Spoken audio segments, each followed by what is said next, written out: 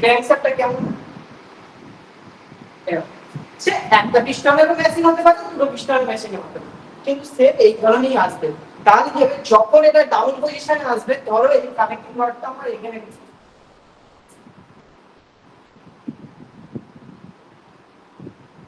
এই পজিশনটা যখন নিচে আসছে, তাহলে স্বাভাবিক পিস্টনটা কার সাথে কানেক্ট আছে, এর সাথে। তো এটা কি হবে, নিচে চলে আসবে, নিচে আসছে তো। হ্যাঁ, আমরা সিরিঞ্জ দেখেছি, শুনবেন যখন আমরা টানি কি হয়, ভিতরে একটা ভ্যাকুয়াম ক্রিয়েট হয়, যার দ্বারা কি হয়, ভিতরে এয়ারটা চলে আসে। সেম জিনিস এখানেও দুটো ভাগ আছে। একটা ভাগ কি হচ্ছে, যখন পিস্টনটা, হ্যাঁ আমাদের জিনিস বলে একটা ইনলেট ভাগ, একটা ডিসচার্জ ভাগ। এইখানটা কি হবে, একটা হচ্ছে ভ্যাকুমে অন হবে, আর একটা হচ্ছে ডিসচার্জে অন হবে। একটা হচ্ছে প্রেসারে অন হবে, একটা হচ্ছে ভ্যাকুমে অন হবে।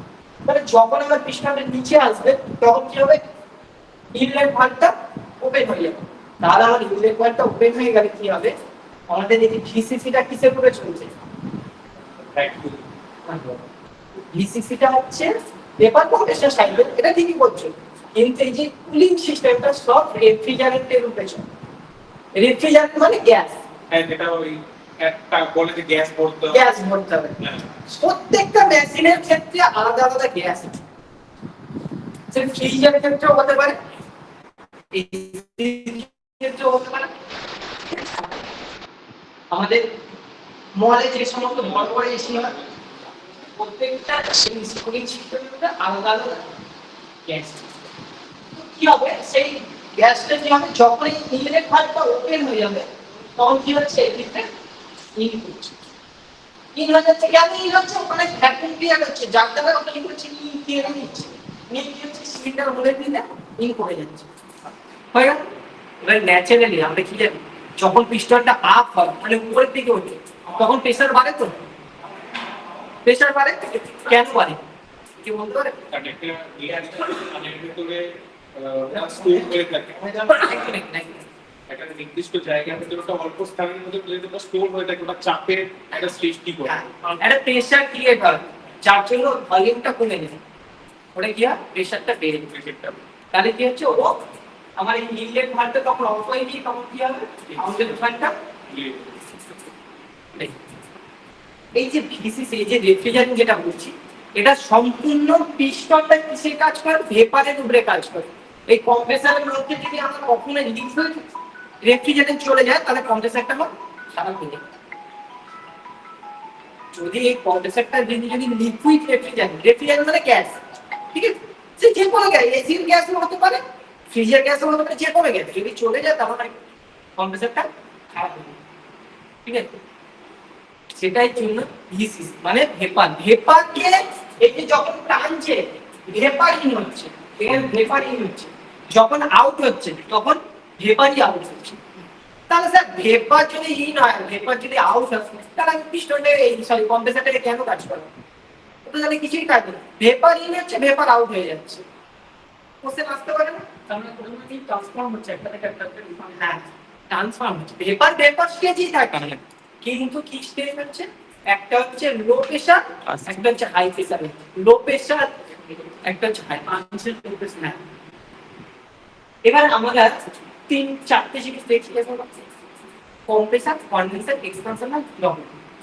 দেখবেন বাড়িতে যাদের ফ্রিজ আছে, বডিটা দেখতে হালকা গরম হয়, আর ভিতরটা কি হবে, ঠান্ডা। অপোজিট কাজ করলো তো, প্রথমেই বলেছি দুটো একই রকম, কনডেন্সার আর ইভাপোরেটর দুটো সেম জিনিস, দেখতে একই, একটা ছোট একটা বড়, একটা হচ্ছে ছোট একটা ছোট, একটা হচ্ছে হিট রিজেক্ট করে, আর একটা কি করে, হিট অ্যাবসর্ব, অ্যাবসর্ব মানে ধরে নাও, একটা হচ্ছে রিজেক্ট করছে, একটা হচ্ছে অ্যাবসর্ব। কম্প্রেসার কি করছে, প্রেসার বাড়াচ্ছে, ন্যাচারালি প্রেসার বাড়লে টেম্পারেচারটা বাড়ে, প্রেসার কমলে টেম্পারেচার। কম্প্রেসার যে কাজ করে, এক্সপানশন বা তার উল্টোটা করে, আর কনডেন্সার যেটা করে, ইভাপোরেটর তার উল্টো করে। কম্প্রেসার যদি প্রেসার বাড়ে, এক্সপেনশন ভাগ কি করে, প্রেসার কম করে, প্রেসার কমায়। কনডেন্সার যদি হিট রিজেক্ট করে, ইভাপোরেটর অ্যাবজর্ব করে। এই যে চারটে জিনিসের কাজ হচ্ছে এটা। কম্প্রেসারের কাজ হচ্ছে প্রেসার বাড়ানো, কনডেন্সারের কাজ হচ্ছে হিটকে রিজেক্ট করা, এক্সপানশন ভালভের কাজ হচ্ছে কি প্রেসার কমানো, আর ইভাপোরেটরের কাজ কি হিটকে অ্যাবজর্ব। ঠিক আছে, এবার কে কিভাবে কাজ করে আমরা সবাই জানি কি ইভাপোরেটর ঠান্ডা। ইভাপোরেটর মানে ফ্রিজের ভিতরে যেটা ঠান্ডা হয়, যেখানে বরফ জমে, ওটাকে ইভাপোরেটর।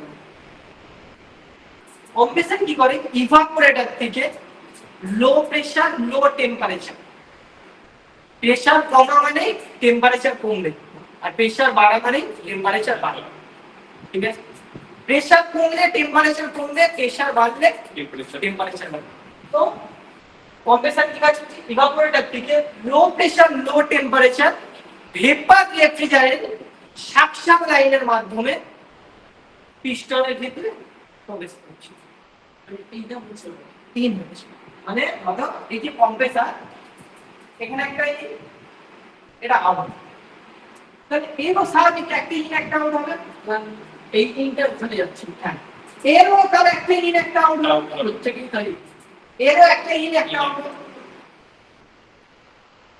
কম্প্রেসর কি কাজ করছে, ইভাপোরেটর থেকে low pressure low temperature vapour রেফ্রিজারেন্টকে টানছে কার মাধ্যমে, ইন লাইনের মাধ্যমে। মানে এর ইন হচ্ছে এটা, তাহলে এটা এখান থেকে এখানে ইন হচ্ছে কম্প্রেসরের ভিতরে।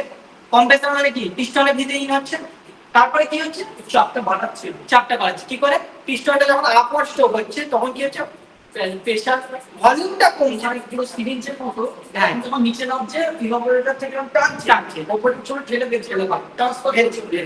এবারে আমরা যখন আগে আমাদের সাইকেলে যখন হাওয়া দিতাম তখন খেয়াল করতে উপরের পজিশনটা ঠান্ডা থাকতো, একদম যেখানে এয়ারটা বের হচ্ছে সেখানে হিট হয়ে যাচ্ছে প্রেসারের জন্য, ওখান থেকে প্রেসারটা হচ্ছে। তাই এখানে ইভাপোরেটর থেকে কম্প্রেসর লো pressure low temperature vapour refrigerant suction line, মানে ইন লাইন, একটা লাইন আছে মানে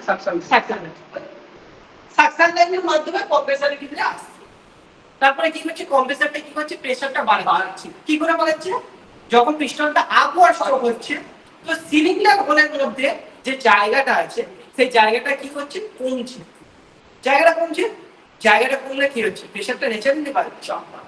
আমাদের এখানে কতটা ছিল 6 4 সরি 3 3 6 7 8, এখানে যদি আরো 8 জন আসে, আরো 8 জন যদি তাহলে দেখো এবার এখান থেকে দুজন বেরিয়ে যায়, তাহলে কি হবে তো সেম জিনিস।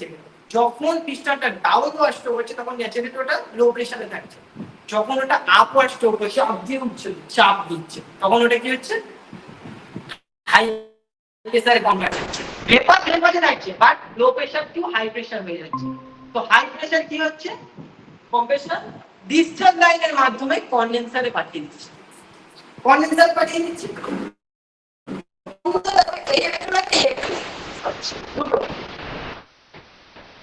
এটা কি এসি কনডেন্সার, এই একটা হ্যাঁ এটা এসি কনডেন্সার, বাট কনডেন্সার সবারই আছে, কারণ ছোট বড় এই যে চারটে জিনিস সবারই আছে, কারণ ছোট কারণ। তো আকৃতি অনুযায়ী মানে যে মানে জিনিসটা যেগুলো তার ক্ষেত্রে আলাদা। তো কম্প্রেসর কি হচ্ছে high pressure high temperature vapour রেফ্রিজারেন্টকে কোথায় পাঠাচ্ছে, কনডেন্সার।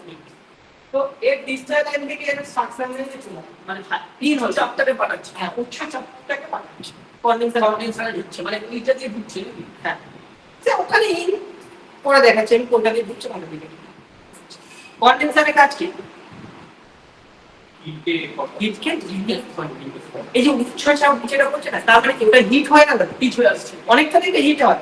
বাড়ির ফ্রিজে কখনো হাত দিয়ে একটা জিনিসটা ঠিক রাখবে, গরমটাকে কমিয়ে দেবে, এটাই কি কাজ। হ্যাঁ এই যে রেফ্রিজারেন্টটা ভেপার পজিশন থাকছে, কিন্তু বারবার বলছি ভেপারই থাকছে, ভেপারটা লিকুইডে কখন হচ্ছে, যেটাকে আমরা আউটলাইন দিয়ে যে জলটা পাস করছি যেটা আমরা এসি এর ক্ষেত্রে দেখি।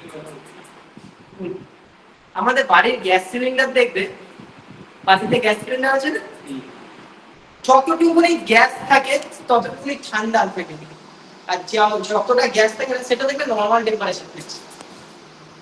আচ্ছা, গ্যাসটা যখন আমার লিকুইড পজিশনে আসবে তখনই ঠান্ডাটা হবে।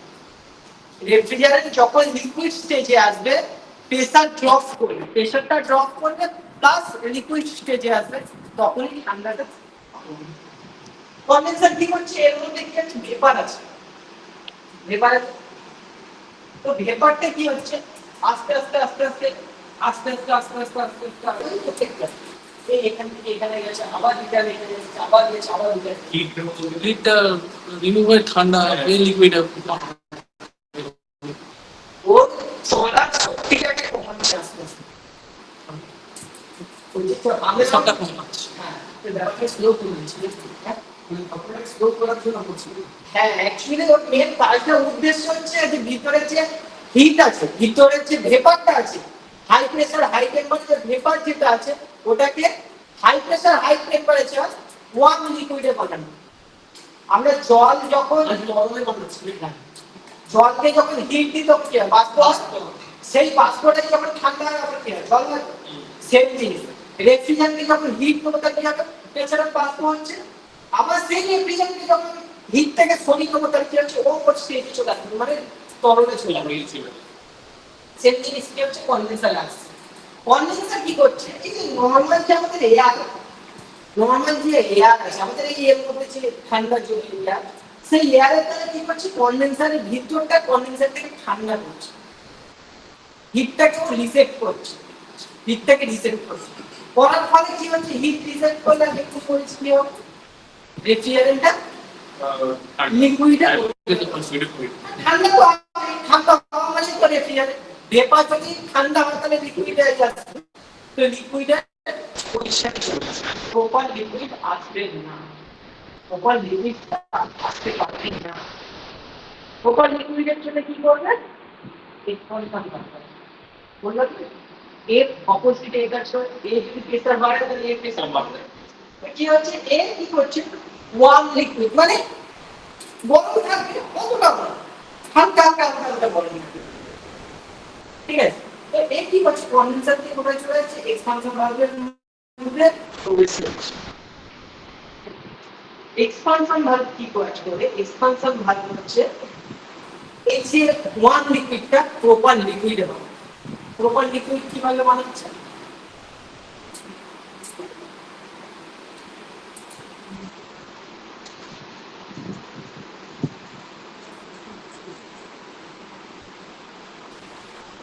এই একটা পাইপ, এই একটা পাইপ, তার প্রেসার বেশি হবে, নিচেরটা করছে বিস্তার নিচেরটা পড়ে গেছে। তাহলে এই পাইপের ভিতর দিয়ে আমি জল নিয়ে যেতে চাই, এই পাইপের ভিতর দিয়ে কোন পাইপে জলের ফোর্স বেশি আছে, নিচেরটা উপরেরটা ফোর্স বেশি হবে না, জল বেশি যাবে বাট ফোর্স বেশি হবে। আমরা বাগানে যখন জল দিই দেখেছো, পাইপের মুখে যখন ছিটে কি হয় বলতো, যত ছোট জায়গা যত ছোট জায়গা হবে ফোর্স প্রেসারটা বেশি না প্রেসারটা এন্ড অফ পজিশন যেখানে জলটা পড়ছে সেখানে গিয়ে পাইপ ওই ফোর্সের ক্ষমতা থাকছে, খেয়াল করতে। মানে আমি কি বলতে চাইছি বুঝতে পেরেছি, মানে আমি বড় পাইপের মুখে চেপে ধরলাম, ফোর্সে যাচ্ছে এখান থেকে অত দূর চলে গেল, কিন্তু ওখানে যে জলটা যখন পড়ছে এই যে ফোর্স, এই যে গতিটা, এই গতিটা থাকছে কি, থাকবে না, তখন পাইপের মুখে থাকছে, পাইপের মুখে থাকছে, কিন্তু যেখানে গিয়ে পড়ছে সেখানে ফোর্স, এই যে গতিটা থাকছে না, এই যে প্রেসার, এই প্রেসারটা থাকছে না। কারণটা এই যে ছোট জায়গা দিয়ে যখন আমরা বড় জায়গায় পৌঁছে যাচ্ছি না, সেখান থেকে আমরা কিছু খোলামেলা খেয়ে খোলামেলা গেলে কি হবে, ওটা জায়গাটা বড় হয়ে যাচ্ছে কিন্তু জিনিসটা আমার অল্প আছে, সে ন্যাচারাল ভাবে প্রেসারটা কমে গেল, কিন্তু এর প্রেসার কম আছে, জলটা যদি বেশি, কিন্তু এইটা আমাদের কাজ না, আমাদের কাজ হচ্ছে এই বিষয়টা কাজ। এই যে সরু পাইপটা, এটাকে দেখো, এইটাকে এই যে কতটা সরু, না না আসলে সরু, সেটা প্রিয় কামাও হচ্ছে, হ্যাঁ এটা কম, অনেকটা ছোট। আর এইটা দিন এটা আরো ছোট। হ্যাঁ, ছোট গেস্টটা কম। তো এর ভিতর থেকে যখন আমার রেফ্রিজারেটরটা যাবে, কি রেফ্রিজারেটর যাচ্ছে? কন্ডেন্সার থেকে যে রেফ্রিজারেটরটা বের হবে, এর এক সাইড থেকে ইন হলো, এক সাইড থেকে আউট হচ্ছে। স্বাভাবিক একদিক দিয়ে ইন হলো, একদিক থেকে আউট হচ্ছে। তো এখান থেকে যদি ইন হয় তাহলে এখান থেকে আউট হবে।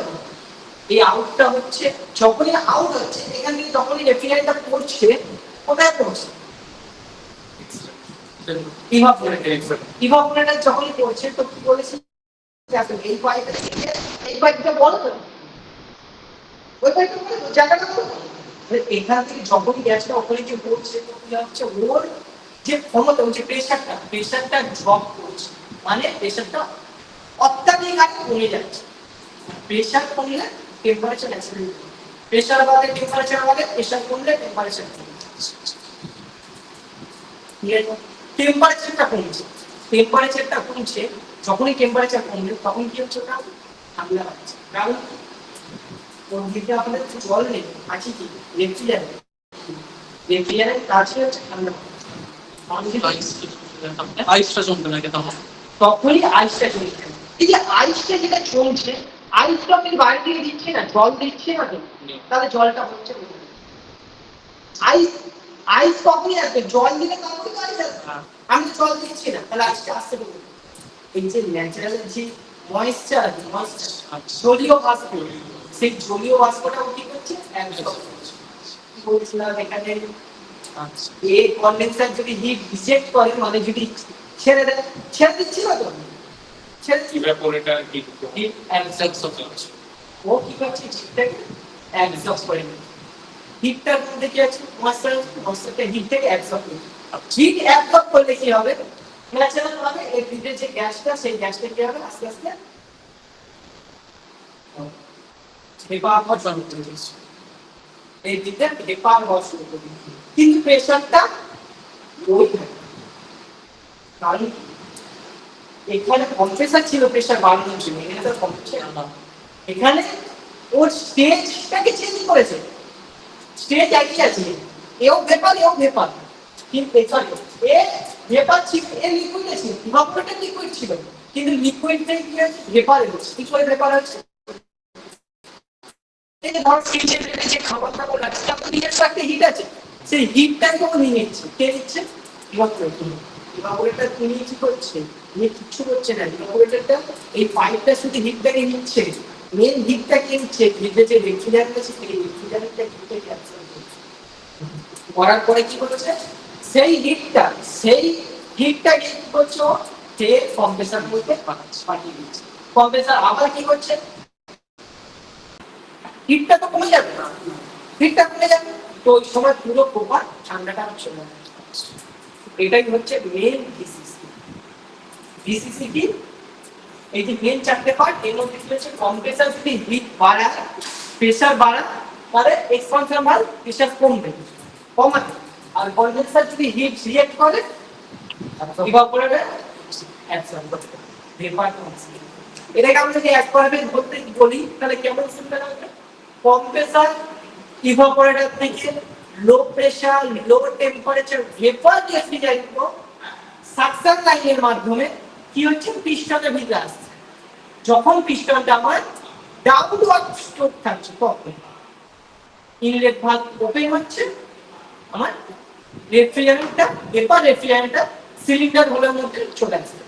আবার যখন পিস্টনটা আপওয়ার্ড স্ট্রোক হচ্ছে, তখন কি হচ্ছে, কম্প্রেসার কি করছে, ওই যে ভেপার রেফ্রিজারেটর হাই প্রেসার আর হাই টেম্পারেচার ভেপার রেফ্রিজারেটরকে কোথায় পাঠাচ্ছে, কন্ডেন্সারে পাঠাচ্ছে। কন্ডেন্সার কি করছে, high pressure high temperature vapour রেফ্রিজারেটরকে ওয়ার্ম লিকুইডে পরিণত করছে, হিট রিজেক্ট করে। ওয়ার্ম লিকুইডে পরিণত করছে, হিট রিজেক্ট করে। হিট রিজেক্ট করে মানে ছেড়ে দিচ্ছে। আমি যদি তোমাকে কিছু দিই, তার পরিবর্তে আমি তো কিছু পাবো। আমি যদি হিটটাকে দিই, তাহলে এই ঠান্ডাটা আমি পাচ্ছি তো, তাহলে ঠান্ডা পাওয়া মানে কি হচ্ছে, ভিতরে যে ভেপারটা আছে সেটা আস্তে আস্তে লিকুইডে পরিণত করছে। সেম থিং, তারপরে কোথায় যাচ্ছে, ওয়ার্ম লিকুইড, এক্সপানশন ভালভের মধ্যে এক্সপানশন ভালভের মধ্যে কি হচ্ছে, এক্সপানশন ভালভের ছোট ছিদ্র থেকে যখন আমার রেফ্রিজারেন্ট ওয়ার্ম লিকুইড রেফ্রিজারেন্ট যখন ইভাপোরেটরে আসবে তখন হঠাৎই ওর প্রেসারটা ড্রপ করছে, কারণ ছোট জায়গা থেকে বড় জায়গা যখনই আসছে ওর প্রেসারটা ড্রপ করছে, এতটাই ড্রপ করছে যেটা মাইনাস টেম্পারেচারে চলে যাচ্ছে, যার ক্ষেত্রে আমার ঠান্ডা পড়ছে।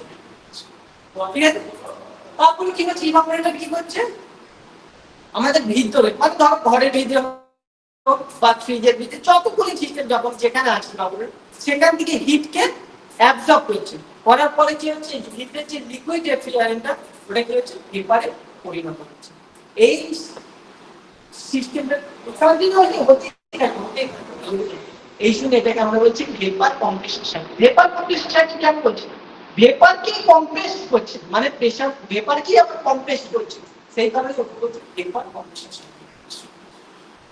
ঠিক আছে, কে কে বুঝতে পারবে, যে যেটা বুঝতে পারবে বলতো একটা প্রশ্ন আছে। হ্যাঁ বল। এসি ইনস্টলের পর তারপরে যে গ্যাস ডিসচার্জ করার আগে ভ্যাকুয়াম করা হয়, ভ্যাকুয়াম করার কাজটা দুটো কোশ্চেন দিচ্ছি, একটা হচ্ছে জলের, একটা হচ্ছে ভ্যাকুয়াম। প্রথমে আমি যেহেতু ফার্স্ট কোশ্চেন করেছে সেকেন্ড জল ফার্স্ট টাইম আউটলেটের যে জলটা যেটা বের হবে মানে একটা হ্যাঁ যেটা ট্রেন বের হতে থাকে এই লিমিট আছে। এই যে প্রথমে বললাম না যে আমাদের ময়েশ্চারকে অ্যাবসর্ব করছে, কে অ্যাবসর্ব করছে, কম্প্রেসর ইভাপোরেটর ময়েশ্চারকে অ্যাবসর্ব করছে, ময়েশ্চারকে অ্যাবসর্ব করলে কি হবে, তো ময়েশ্চার কি বাষ্পটা কি হচ্ছে জলে পরিণত হচ্ছে, সেই জলটাই তোমার ওই ড্রেনের মাধ্যমে বাইরে হচ্ছে,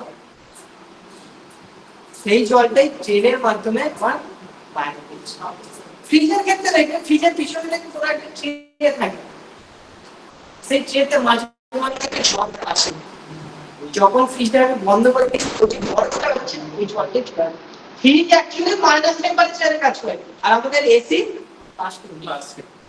যদি এসি মাইনাস টেম্পারেচারে কাজ করে আমরা সরি সব পারাই, যদি মাইনাস 50 ডিগ্রি আসে আমরা থাকতাম ঘরে নক করে ক্লিয়ার। আর একটু ভ্যাকুয়াম এই যে পাইপটা ধরো, এই যে পাইপটা এখন কি আছে, এদিকে ময়েশ্চার ঢুকে গেছে, ময়েশ্চার ঢুকেছে, নোংরা ঢুকেছে, এয়ার ঢুকেছে, এইটা আমি যদি লাগিয়ে দিই ময়েশ্চার কি হবে, যখনই এই পজিশনে আসবে তখন কি হচ্ছে জাম, জাম হয়ে যাচ্ছে। এই যে জায়গাটা আছে, এই যে জায়গাটা ময়েশ্চার মানে কি একটু জল তো, আর গ্যাস কি আছে মাইনাস টেম্পারেচার আসলে জল কি হবে বরফ চলে আসবে, তো এই জায়গাটাকে ব্লক করে দেবে, ব্লক করে দিলে কি হবে পুরো সিস্টেমটাই আমার চোখ হয়ে যাবে, মানে বন্ধ হয়ে যাবে, ঠান্ডা হবে। এই কারণে ভ্যাকুয়াম ভিতরের যে নোংরা ডাস্ট পার্টিকেল ময়েশ্চার যেটা আছে সেটাকে বাইরে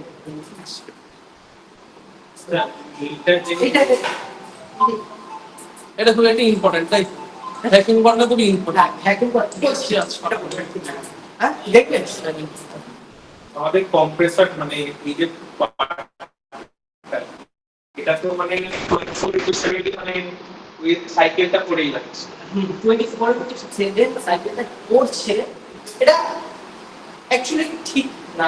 মানে আমি একটা টাইমের কথা আমার কেটে যাচ্ছে যখন ফ্রিজের ক্ষেত্রে দেখি ফ্রিজের ক্ষেত্রে দেখবে ভাইব্রেশন একটা আছে, কিছুক্ষণ চলে ভাইব্রেশনটা বন্ধ হয়ে যাচ্ছে। কেন হচ্ছে, ফ্রিজটা যদি 24/7 যদি 24 ঘন্টা 7 দিনে 24 ঘন্টা চলতে থাকবে তাহলে কি ভিতরে পুরো ঠান্ডা চলে আসবে না, যদি ঠান্ডা চলে আসে তাহলে কম্প্রেসরটাকে আমরা চালিয়ে লাভটা কি, কম্প্রেসর চলা মানে ইলেকট্রিসিটি দিতে হবে, কারণ কি ওর ভিতরে মোটর আছে, মোটরটা চলবে, মোটর চলা মানে আমার ইলেকট্রিক বিল উঠবে, আর আমার প্রয়োজন নেই আমি কেন চালাবো, এই কারণে বন্ধ চলে না। যখনই আমার যে টেম্পারেচার দরকার হচ্ছে, ধরো আমার ফ্রিজের ভিতরে -15 ডিগ্রি দরকার, -15 ডিগ্রি আমি সেট করে দেবো, তো সেট করার পরে কি হবে -15 যখনই চলে আসবে -16 আসবে তখন কি হবে ওটা বন্ধ হয়ে যাবে। আচ্ছা, ইনভার্টার ফ্রিজ আর এসি ইনভার্টার ফ্রিজের ক্ষেত্রে ওটা তো সবসময় চলছে, মানে আসতে হয়ে যাচ্ছে ফ্রিজ।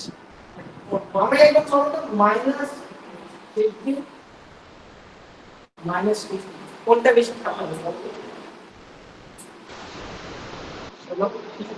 একটা হচ্ছে -50 আর একটা হচ্ছে কোনটা বেশি? কোনটা বেশি? এই দুটোর মধ্যে কোনটা বেশি ঠান্ডা হবে আর এই দুটোর মধ্যে কোনটা বেশি? -16 বেশি ঠান্ডা পড়বে। -16 বেশি ঠান্ডা হবে। -16 বড় বড়টা। তো বড় গ্লাস হলো বেশি ঠান্ডা। এটা মাইনাস ডাউনে যাচ্ছে তাহলে ওই জন্য বেশি ঠান্ডা। জিরোর পর মাইনাস বলি না -3 ডিগ্রি। হ্যাঁ, ওটা জিরোর পরে যখনই আমি করবো তখন মাইনাসে চলে আসবে। আর জিরো উঠে গেলে সেটা প্লাসে হবে। যেমন 42 মানে +42। প্লাস মানে বড়। তো এটা তাহলে আমার এই যে ধরো -15 দরকার -16 চলে আসবে। তা কি হবে ওটা? কম্প্রেসারটা কি করবে? বন্ধ হয়ে যাবে। কারণ ওটা সেট করা থাকে সেট। তাহলে ওটা মানে নিজে নিজে একটা ঠান্ডা মানে গরম একটা রেস্ট ওই আচ্ছা ওই জন্য বন্ধ হয়ে যায় ফ্রিজ। হ্যাঁ ওটাই ওই ঘটনার জন্য বন্ধ হয়ে গেল, আবার যখন আস্তে আস্তে বেড়ে গেল আবার রেডি হতে শুরু করলো, আবার যখন -16 হলো আবার বন্ধ করলো। এসির ক্ষেত্রে দেখা যায় আউটডোর যেটা বাইরে থাকে ওটা একটা টাইমে ঠান্ডা হট ঠান্ডা দিলে বন্ধ হয়ে যায়। এসিতেও ঘটনা ঘটে। এই যে থার্মোস্ট্যাট একটা temperature control device. Temperature control device. থার্মোস্ট্যাটটা আপনি কি করবেন? ক্লাস শেষ হয়ে গেলে ওরা প্রশ্ন করতে পারবে। এই যে ইনভার্টারে যে ইনভার্টার ফ্রিজ বা এসি অনবরত চলতে থাকে স্পিড আসবে না ওটা, আসবে না, ওটা ডেঞ্জারাস জিনিস। ওর দিতে যে জিনিসটা আছে ওটা ডেঞ্জারাস জিনিস। একটা টেম্পারেচারে ফিক্স করে দিলাম, তারপরে ফিক্সড হয়ে যাওয়ার পর কম্প্রেসরটা আসতে হয়ে গেল, মানে প্রপার অফ হলো না, ওটা কারেন্টটা সেভ হচ্ছিল। আমাদের আপডেট ফাংশন আছে না? হ্যাঁ এই জিনিসটা দেখেছি এখনকার দিনে এসির দোকানগুলো তোমার ইনভার্টারই বেশি বিক্রি এই মাত্রাটাই নলেজ আগে তাও বলতো আমরা কি হচ্ছে আস্তে আস্তে আপডেট ফাংশন আছে। হ্যাঁ লোক কি চাইছে? ফ্যান্সি চাইছে, জিনিসটা ভালো চাইছে, ফ্যান্সি চাইছে, দেখতে ভালো হবে, ফ্যান্সি হবে। তাই দেখছিলাম যে 8-9 হাজার টাকার 4 বছরের ওয়ারেন্টি দিয়ে বেশি বিক্রি করছে দমদমের একটা কোম্পানি। এই যে ইনভার্টার নন ইনভার্টারের ক্ষেত্রে কি হয়? ইনভার্টার নন ইনভার্টার অনেক ডিফারেন্স আছে। তার মধ্যে মেইন ডিফারেন্স হচ্ছে এই কম্প্রেসারে কি হয়, এটা এখন ডাইরেক্ট এসিতে চলে, এটা ডাইরেক্ট এসিতে চলবে না, ডাইরেক্ট এসিতে খুলে এসি। এটা যখন একটা টেম্পারেচার আসার পরে কি হচ্ছে, থার্মোস্ট্যাটকে অফ করে দিচ্ছি, ওকে কিন্তু অফ করে না, ওর স্পিডটাকে কমিয়ে দিচ্ছি। না চ্যানেলে স্পিড কমিয়ে দিলে কি হবে? পুরো সাইকেলটা আস্তে হয়ে যাবে। সাইকেল আস্তে হয়ে গেলে কি হবে? একটা টাইম পরে ঘরটা আবার ইনভার্টারের ইনভার্টার আস্তে আস্তে হিট হচ্ছে, আস্তে আস্তে যখনই হিট হবে তখন কি হবে? কম্প্রেসারটাকে আবার বলবে যে তুমি তোমার স্পিডটা নিতে শুরু করো, তখন আবার স্পিড এসি এয়ার কন্ডিশনার 4টে সূত্র মেনটেন করেছে। মেন 4টে সূত্র, এই যে এয়ার কন্ডিশনার 4টে সূত্র মেনটেন করেছে। একটা হচ্ছে টেম্পারেচার কন্ট্রোল, একটা হচ্ছে হিউমিডিটি কন্ট্রোল, একটা হচ্ছে ক্লিননেস অফ এয়ার, একটা হচ্ছে এয়ার ভেলোসিটি। ভেলোসিটি বলে দিন, একটা হচ্ছে টেম্পারেচার কন্ট্রোল, একটা হচ্ছে হিউমিডিটি কন্ট্রোল, একটা হচ্ছে ক্লিননেস অফ এয়ার, একটা হচ্ছে টেম্পারেচার কন্ট্রোল। মানে ধরো আমি 24-এ সেট করলাম, 24-এ আসার পরেই ও ভালো হয়ে গেল বা স্পিডটা কমে গেল, এটা হচ্ছে টেম্পারেচার। সেকেন্ড হচ্ছে হিউমিডিটি। আমাদের এই একটা বড় একটা হচ্ছে ঘাম ঘাম ভাব, বাইরে ঘাম হচ্ছে কিন্তু আমি যখন এসির মধ্যে দেখলাম ঘাম হচ্ছে না, এটা হচ্ছে হিউমিডিটি কন্ট্রোল। হ্যাঁ, হিউমিডিটি কন্ট্রোল। আর একটা কি হচ্ছে ক্লিননেস অফ এয়ার। এই ঘরের মধ্যে ধুলো আছে, ফ্যানটা যদি চালিয়ে দিই ধুলোটা সবার মধ্যে ঘুরবে, এই ঘরের যে ধুলোটা ও ক্লিন করে নেবে, মানে ও টেনে নিচ্ছে। এটা হচ্ছে ক্লিননেস অফ এয়ার। আর একটা হচ্ছে এয়ার ভেলোসিটি। বলছি এসি থেকে যে এয়ারটা বেরোচ্ছে, যে হাওয়াটা আসছে, সেই হাওয়াটাকে কন্ট্রোল করে। ঠান্ডা হাওয়া, আর আমি যদি এসি সামনে এরকম ভাবে বসি, ধর টিউব লাইটটা আমার এসি, আর আমি এই দিক মুখ করে বসি, ওখান থেকে কন্টিনিউ খুব ওই যে বড় বড় যে স্ট্যান্ড ফ্যান আছে, ওই স্ট্যান্ড ফ্যানের মধ্যে হাওয়া আসে, ন্যাচারালি আমার একটু প্রবলেম হচ্ছে। এটা হচ্ছে এসি যে ফ্যান দেওয়া আছে ওটার কথা বলছেন? না, ওটা হচ্ছে এয়ার ভেলোসিটি। মানে কেন ফু করে আওয়াজ হবে তখন ওই পাখার মতো কিছু একটা স্পিডটা বাড়ে। হ্যাঁ আবার দেখবে এসি দিচ্ছে, আপনি রিমোটে ফ্যান স্পিডটা মিডিয়াম করবেন, স্পিডটা একটু কমিয়ে দিন। এইটাই ভেলোসিটি। এটা হচ্ছে এয়ার ভেলোসিটি। ইঞ্জিনের সঙ্গে ইঞ্জিনের সঙ্গে এসি দিলে পুরো ফিল্টার থাকে। কারো ঘরে যদি এসি থাকে দেখি পুরো ফিল্টার, সেই ফিল্টারের দেখে উপরে থেকে উপরটা মনগুলো চলে। হ্যাঁ, জালি থাকে তো। বিশ্বাস ফিল্টারটা filter 10 to 30 micro dust particle আছে। আসলে যখন বার করা হয় তখন বোঝা যায় না। ছাড়বার সময় যে যতটা আশপাশটা হয়ে গেছে ওটা আমাদের খুবই আর air velocity 2 to 3 metre per সেকেন্ডে এই যে এয়ার ভেলোসিটিটাকে কন্ট্রোল করে। হিউমিডিটি কন্ট্রোল করতে 50 50 আর টেম্পারেচার কন্ট্রোল 20 প্লাস মাইনাস মানে 26। আমাদের একটা মানুষের তরকারি আছে 24 হলে এটা বাট ঠান্ডাও লাগবে না গরমও লাগবে না, তার নিচে হলে আমরা ঠান্ডা লাগবে সামনে ঠান্ডা করতে হ্যাঁ সেটা হচ্ছে মেন চারটে পার্ট। এই এয়ার কন্ডিশন আর মেন চারটে পার্ট হচ্ছে সে তোমার এসির ক্ষেত্রেও যা হবে আর এসির ক্ষেত্রেও তাই হবে সেম এই যে কুলিং সিস্টেম যত আছে এয়ার কুলারও তাই এয়ার কুলার তার না, এয়ার কুলারটা হচ্ছে জলের মাধ্যমে।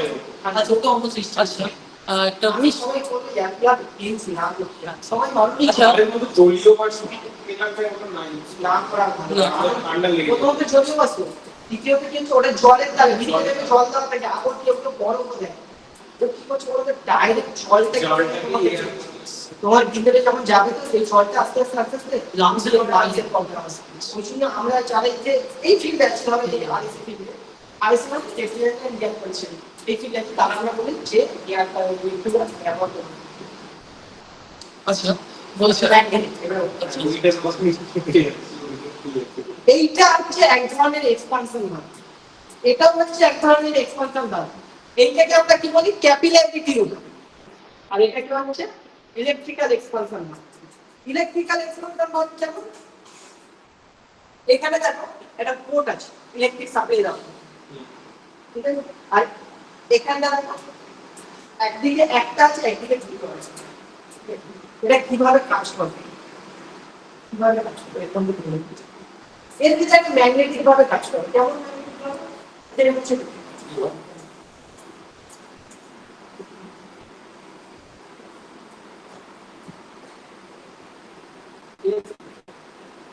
আবার এখান থেকে ধরো আউট হচ্ছে আর এখান থেকে ইন হচ্ছে, ঠিক আছে?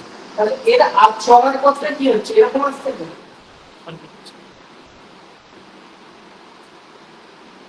চলার পথটা এরকম আসছে। এবার আমি কি করছি এখানটা একটা বাধা সৃষ্টি করছি, কিভাবে বাধা সৃষ্টি করছি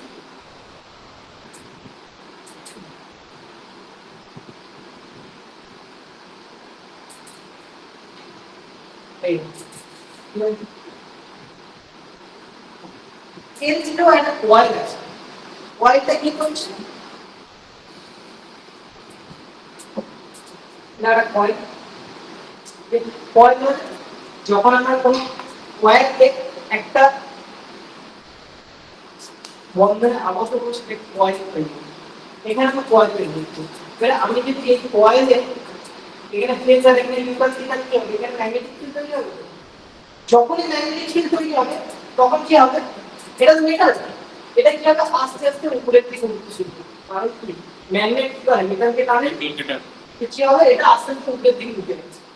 আস্তে আস্তে যখন উপরের দিকে উঠে তখন কি হবে এটা উপরে হয়ে যাচ্ছে না, মানে এটা এই পজিশনে চলে যাবে,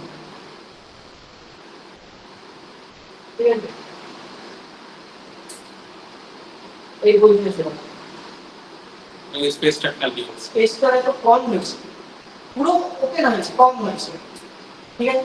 এটা ধরো আমার ফ্রিজের দিতে বেশি কিছু নেই বা ঘরের দিতে এসি খুব একটা লোকজন নেই, দুজন বসে, তাহলে আমার নর্মাল আসলেই হবে। এবার ঘরের মধ্যে আরো 10 জন ছিল আছে, তাহলে কি হচ্ছে ঘরটা আরো ঠান্ডা দরকার বেশি দরকার, তখন কি করবে এই এটা ম্যাগনেটিক হাই ম্যাগনেটিক ফিল্ডে কনভার্ট করবে। কে কনভার্ট করবে, এই যে এখান থেকে যে লাইনটা আসছে লাইনটা করে যাচ্ছে একটা বোর্ড থেকে একটা মাদার বোর্ড বলে, যেটাকে মাদার বোর্ড আর হ্যাঁ ইসিবি তিনটে সার্কিট বোর্ড, ওটাকে পিসিবি বলে, তিনটে সার্কিট। ওই পিসিবিটা কি করছে এই যে এক্সপানশন ভালভটাকে কম করছে কিভাবে। এবার আমি এই ঘরের মধ্যে 10 জন চলে আসবে, তাহলে ঘরটাকে আরো বেশি ঠান্ডা করা দরকার, তখন কি করবে এটা আবার এই পজিশন থেকে এরকম চলে যাবে। আর এটা কিন্তু আমরা ডাইরেক্ট কি হবে? বেশি রেফ্রিজারেটর আছে, বেশি রেফ্রিজারেটর আছে কেন? ঘরটা বেশি মানুষ থাকে না, তো এটা আবার আমার এই পজিশনে চলে যাবে। আমার ঘরটা আস্তে আস্তে ঠান্ডা এটাই হচ্ছে ইলেকট্রিক্যাল এক্সপানশন। হ্যাঁ, একটা হচ্ছে হিট আর দুটো হচ্ছে আলো। দুটো আলো ঠান্ডাটা তাড়াতাড়ি আমার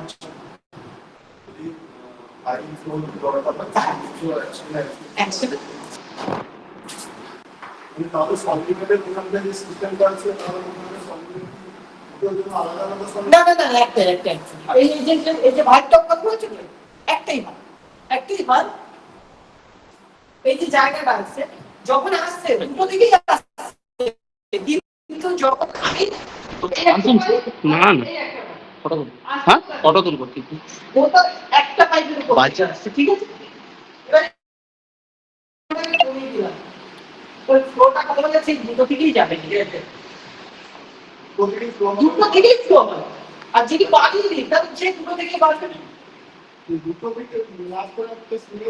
সিঙ্গেল করা যায়, সিঙ্গেল ঠিক দেখো ডাইরেক্ট তুমি একটা করে নাও।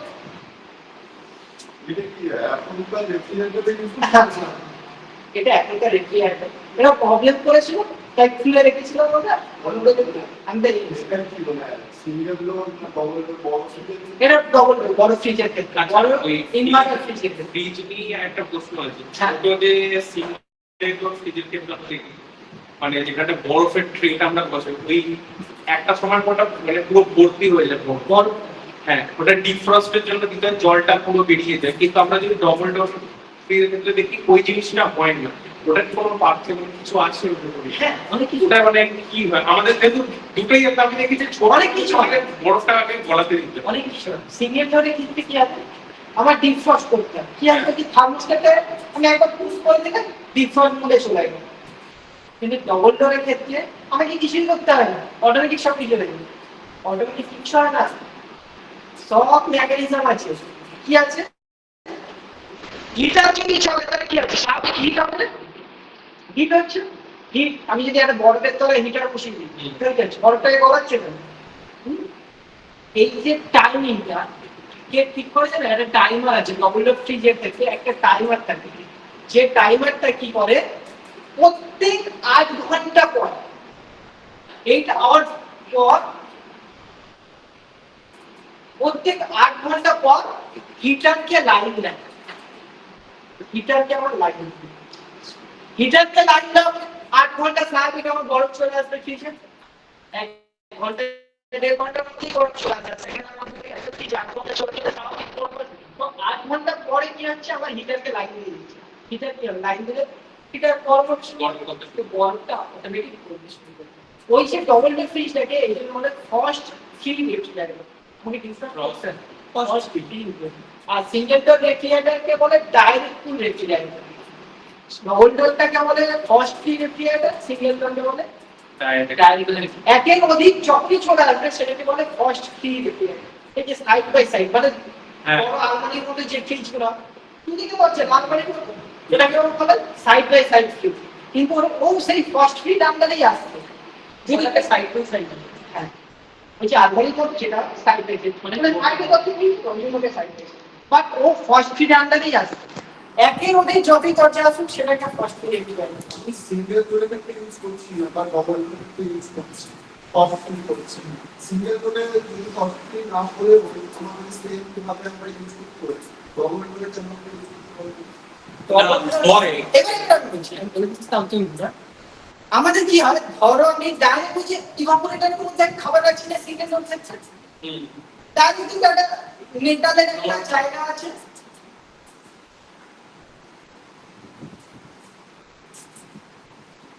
সিঙ্গেল ডোর ক্ষেত্রে দেখবে এরকম একটা 4 বড় বক্স টাইপের আছে, এর ভিতরে ডাইরেক্ট খাবার রেখে দিচ্ছি। এইবারে কি হচ্ছে, একটা টাইপ বলতেছে এটা পুরোটা বরফ জমছে, আর যে আমি খাবারটা রাখছি সেটাও কিন্তু বরফ জমে ভরে নিয়েছে। আমি যখন বের করতে চাই তখন বেরোতে চাই না, ক্র্যাক ফেটে যাওয়ার ভয় থাকে। এটা হচ্ছে সিঙ্গেল ডোর প্লাস্টিকটা ফেটে যায়। কিন্তু ডবল ডোরের ক্ষেত্রে এটা ভয় হয় না। কারণ কি, সেম জিনিসই থাকে, ওটা কি থাকে দেখবে একটা এরকম চারকোনা বক্সের পিছনে এয়ার ডাক্ট বলে, এয়ার ডাক্ট বলে। এই যে চারকোনার যে পিছনে দেখায় সেটাকে বলে এয়ার ডাক্ট। এয়ার ডাক্ট কি করছে, এর ব্যাক সাইডে মানে ওই যে আমাদের যে বক্সটা আছে এইখানটায় হচ্ছে কয়েলটা, ঠিক আছে, এখানটা ওই ইভাপোরেটর কয়েলটা এখানে থাকছে। এইবারে আমার খাবার দাবারটাই আছে এই ডাক্টে, এই যে একটা বক্সের ভিতরে থাকছে, ওখানে দেখুন কোনো মেটালের কিছু দেখতে পাবে না, সব প্লাস্টিক টাইপের থাকে, তাই তো? এখানটা কি হয়, ফ্যান আছে, একটা ফ্যান আছে, ফ্যানের দ্বারা এটাকে ঠান্ডা করছে। মানে কি, তুমি যে খাবারটা রাখছো সে খাবারটার ভিতরটা ঠান্ডা হয়ে যাচ্ছে, খাবারটা ঠান্ডা হচ্ছে, বাট কেউ কারোর সাথে সংস্পর্শে আসছে, ঠিক আছে? কেন আসছে না? এই যে ফ্যানটা যে ঘুরছে, যে হাওয়া দিচ্ছে, হাওয়াটা কোথায় পাচ্ছে বলতো, এয়ার সার্কুলেশন হচ্ছে। আমি যদি পুরো ঘরটাকে এয়ার লক করে দিই, হাওয়া ফ্যানটা চলবে, হাওয়া এই যে ফ্যানটা চলছে না, হাওয়া টেনে তারপরে আমাকে হাওয়া দিচ্ছে, কিন্তু সেম জিনিস এই ফ্যানটাও তাই করছে। এই যে ভিতরের যে গরম হিটটা নিচ্ছে, নিয়ে কোথায় চলে যাচ্ছে, ইভাপোরেটর কয়েলে চলে যাচ্ছে। আর কি করছে, ইভাপোরেটর কয়েলের সামনে দিলে যারা ফ্যানটা দিতে তাহলে হচ্ছে ঠান্ডাটা আমার খাবারের মধ্যে, এটাই হচ্ছে বিষয়। কিছু যেটা হয় সেটা ওপরের টেকনিকটাতে আপনার ইনোভেটিভ কয়েলটা আছে কাজ করছে, তো নিচের যে টেকনিকটা হয় সেইটা মানে ওপরের এয়ার ফ্লোটাই নিচে, হ্যাঁ উপরের এয়ার ফ্লোটাই আসছে, কিন্তু একটা চ্যানেল মাফিক আসছে, একটা চ্যানেল মাফিক আসছে, এরকম সাইডে একটা চ্যানেল হবে। কিছু বেড হয়ে পিছন দিকটা করে সেটাকে আমরা দুটো জিনিস করতে হবে, মানে উপর এবং নিচ দুটোকে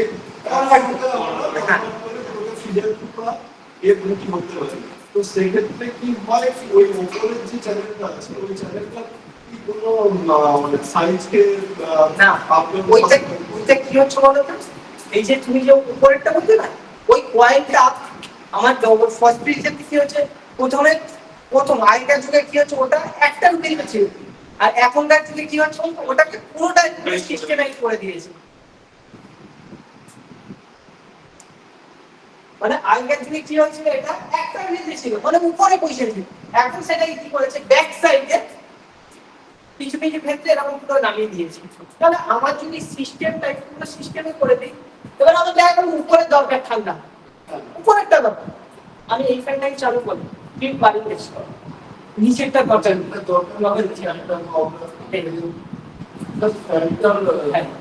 ফ্যান হচ্ছে কয়েল আছে, তবে আমাদের নিচের অত দরকার পড়ে না, সেক্ষেত্রে নিচের পোর্শন কয়েলটা হচ্ছে একটু কম করে থাকে, ঠিক আছে, আর উপরেরটা বেশি। আর কি প্রশ্ন আছে? এই জিজ্ঞাসা ছিল এই ক্রস হয়ে যাওয়ার ব্যাপারটা। আর আমার একটা প্রশ্ন ছিল, এই ইকোর মধ্যে দিয়ে যে যদি আমি ষোলোতে সেট করি তাহলে ইকো মোড অন করতে পারবো, আর যদি আমি এদিকে 24-এর উপরে 25-26 করি তাহলে ইকো মোড অন করতে পারবো রিমোটে। ইকো মোডটার কাজটা কি? এসি এসি এনার্জি সেভার হয়, মানে ও হচ্ছে অটোমেটিক চলবে, মানে ওই যে স্যার আমাকে আসতে বলছেন একটা, ধর আমাদের ঘরে দুজন আছে, এই দুজনের যে ইলেকট্রিসিটি ওর অনেক রকম মোড থাকে, আমার ইকো মোড থেকে, এনার্জি সেভার থেকে, অটো মোড থেকে, ঠিক আছে, পাওয়ারফুলটা হচ্ছে অ্যাকচুয়ালি পাওয়ারফুল, আর একটা হচ্ছে ড্রাই মোড থাকে, ঠিক আছে, এরকম বিভিন্ন রকম মোড থাকে, কুলিং মোড থাকে, কুলিং মানে কুলিং হয়, টাইমার সেটিং এর একটা অপশন আছে, যার যেটা করছেন সেটা রাখো আছে। মুড কুলিং মুডটা কি হচ্ছে, আমি ফুল মুডে অন করলাম, সেটা সিস্টেমটা ফুল মুডেই চলবে, আদার্স অন্য সাইডে অটো মুড মানে লাগে গেল আমার ঘরটা ঠান্ডা হয়ে গেল, পোস্ট অফ হয়ে গেল, গিয়ে শুধু ফ্যান চলতে শুরু করেছে, এটা হচ্ছে অটোমেটিক, ওর ইচ্ছা মতো চলবে, ইচ্ছা মতো না, সব সেন্সারের উপরে চলবে, এটা চলে। ড্রাই মুডটা কেমন, দেখি আমাদের বৃষ্টির সময় একটা ভ্যাপসারে গরমটা থাকে, সেই সময় ড্রাই মানে আমার কাজটা কি হচ্ছে ড্রাই মুডে কি হচ্ছে, তোমার প্রপার ঠান্ডা দরকার নেই তো, অতটা বৃষ্টির সময় কি হচ্ছে, ঠান্ডাই আছে, কিন্তু থেকে একটা ভ্যাপসারে গরম অ্যাবজর্ব করে নিচ্ছে, পোস্ট অফ, এই কিন্তু সমস্যা। আমরা যে গ্যাসটা তো মানে ওই যে আমরা মাঝে মাঝে যে গ্যাস ফুরিয়ে গেছে এটা বলি ওই গ্যাসের নামটা কি আর দ্বিতীয়ত হচ্ছে যে এটার টাইমটা কি করে মানে সেভ হয় যে একটা গ্যাস কি এবার এক বলি, এই যে বলে না যে আমার এসে গ্যাস শেষ হয়ে গেছে, গ্যাস চার্জ করতে হবে। আমরা গ্যাস চার্জ করি, ঠিক আছে? আমরা গ্যাস চার্জ বলি, আমরা গ্যাস চার্জ করি। গ্যাস কোনোদিন শেষ হয় না, সে ফ্রিজের ক্ষেত্রে হোক, এসির ক্ষেত্রে হোক, ওয়াটার কুলার যে কোনো লিকেজ গ্যাস কোনোদিন শেষ হয় না। গ্যাস যদি গ্যাস লিক না হয় আজীবন ওই গ্যাসটা ওঠেতেই থাকবে, আর ওই রকম ভাবেই চলবে, কোনো প্রবলেম নেই। যদি লিক হয় তাহলেই একমাত্র গ্যাস শেষ হবে, একমাত্র লিক হলেই গ্যাস শেষ হবে। ওই একটাই গ্যাস কন্টিনিউ সাইকেলিং ঘুরছে, ওই যে প্রথমে পেপার বক্স ওইটাই ঘুরছে, ওইটাই আসলে চার্জ কখন করতে কিছু একটা ডিশ করে ফেলবে 365 দিনই ওটা চলছে ওই সাইকেল করবে। ও বুঝছে যখনই আমার এসি চলবে, যখনই ফ্রিজ চলবে, তাহলে চার্জ কখন করে ফেলবে। এবার দেখা গেল কোন জায়গাতে লিক হচ্ছে, মানে চলতে চলতে ফ্রিজ ইউজ হতে হতে যখন লিক হতেই পারে। মেটাল জল আর এয়ার আর সংস্পর্শে আসলে কি হবে, জং আসে, জং আসে মানে লিক হবে, ক্ষয় হবে। কপারে কিন্তু জং আসে না, কপারে জং, কপারে কিন্তু অ্যালুমিনিয়াম একটা টাচ টাইপের আছে, উপরে অ্যালুমিনিয়াম আছে, ওটা ঠিক হয়েছে বলে ওটা চেঞ্জ করা আছে। লিক না হলে কোনোদিন গ্যাস চার্জ করার দরকার পড়ে না, ঠিক আছে? এইবার বলছি যে বললো যে গ্যাস আমার ফ্রিজের ক্ষেত্রে আলাদা, এসির ক্ষেত্রে আলাদা। এসির ক্ষেত্রে কি আছে, আর 22 আর 32 আর 410, ঠিক আছে? এগুলো হচ্ছে সব এসি, এটা এর নাম বৈজ্ঞানিক কোন সাইন্টিফিক না। গ্যাস এগুলো কি একশো দুটো বেশি হয় না? না না না, ওটা কোম্পানি ওয়াইজ সেই যেমন দেয় সেই সময় দেখে। তোমার ঘরে এক টনের মেশিন 32 ব্যবহার হচ্ছে, সেম তোমার ঘরে অন্য কোনো কোম্পানি মেশিন মানে একটা ব্র্যান্ডের নাম অনুসারে এটা আলাদা কিছু না। যে কোম্পানি যেটা দিচ্ছে মানে তিনটে গ্যাসের মধ্যে কোনটা সবথেকে ভালো গ্যাস, এরকম থেকে কি আসবে বলছি। ফ্রিজের ক্ষেত্রে কি হয়, আমাদের আর 134 এ আর 600 এ আর হাইতে পারবে, ঠিক আছে? হাইতে পারবে হাইতে পারবে বলে একটা গ্যাস পাবে। এইটা হচ্ছে ফ্রিজের ক্ষেত্রে ব্যবহার, এটা হচ্ছে এসি ক্ষেত্রে। কার এসি তো আমার 134 গ্যাস ব্যবহার, কার এসি গাড়ি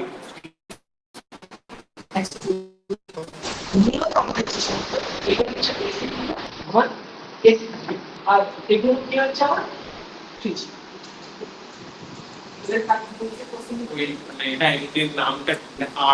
এই যে আমাদের আগে ছিল ক্লোরোফ্লোরোকার্বন, আর এখন এসেছে সিএফসি, আর এখন এসেছে হাইড্রোফ্লোরোকার্বন। ক্লোরোফ্লোরোকার্বনটা কি হতে বলতো, আমাদের যে বায়ুমণ্ডল আছে বায়ুমণ্ডলে ছেদ করতে হবে। তারপর কি হবে, ডাইরেক্ট সূর্যের রশ্মি আমাদের গায়ে আসতে কি হবে, স্কিন ক্যান্সার, ঠিক আছে? সমুদ্রের যে মাছের যে ডিম সেটা মারা যাচ্ছে, ঠিক আছে? প্রকৃতির উপরে এফেক্ট করছে, অল্প বয়সে আমাদের হিউম্যান অন্ধ হয়ে যাচ্ছে, ডাইরেক্ট হচ্ছে প্রকৃতির ডাইরেক্ট আসা। তো সেটাকে বন্ধ করার জন্য অনেক এক্সপেরিমেন্ট করে বন্ধ করে কি করে দেখা গেল যে আমাদের এই যে কুলিং সিস্টেমের মধ্যে যে গ্যাস ব্যবহার হতো, সেই গ্যাস আমার কি হচ্ছে এই অতিবেগুনি রশ্মির যে বায়ু হতো সেই বায়ুগুলোকে বন্ধ করে ছেদ করছে। আরেকটা জিনিস কি, আমাদের দেখবে যে আগেকার সময় দেখবে যে আগুন চলে গেলে একটা ক্যান দিয়ে আগুনটা নেওয়া না, ওইটাও যখন তৈরি হতো না, এই ক্লোরোফ্লোরোকার্বন দিয়ে তৈরি হতো। তো এই সিস্টেম হলো টোটাল থেকেই বন্ধ করে দিয়েছে। কেন? মানুষকে বাঁচানো হয়েছে, পশু পাখিকে বাঁচানো হয়েছে, ঠিক আছে? বুঝতে পারছো? আপডেট করেছে হ্যাঁ। ওই কি করেছে সেটাকে হাইড্রোজ ফ্লোরো কার্বন করে দিয়েছে। এইগুলো কিন্তু একটা হাইড্রোজ ফ্লোরো কার্বন। আচ্ছা এই 22টা কিন্তু ক্লোরোফ্লোরো কার্বনের আন্ডারেই আছে, আন্ডারেই আছে, আন্ডারেই আছে, কিন্তু এর ম্যানুফ্যাকচার বন্ধ হয়ে গেছে। ম্যানুফ্যাকচার বন্ধ হয়ে গেছে মানে যদি কোনো কোম্পানি আজকের দিনে R22 ম্যানুফ্যাকচার করে কোনো এসি, সেই কোম্পানির উপরে কেস লাগানো। লাইসেন্স পাতি লাগে এসি মানে টোটাল সিস্টেমটা ম্যানুফ্যাকচার কি ব্যান হয়ে গেছে। বন্ধ করে দিয়েছে।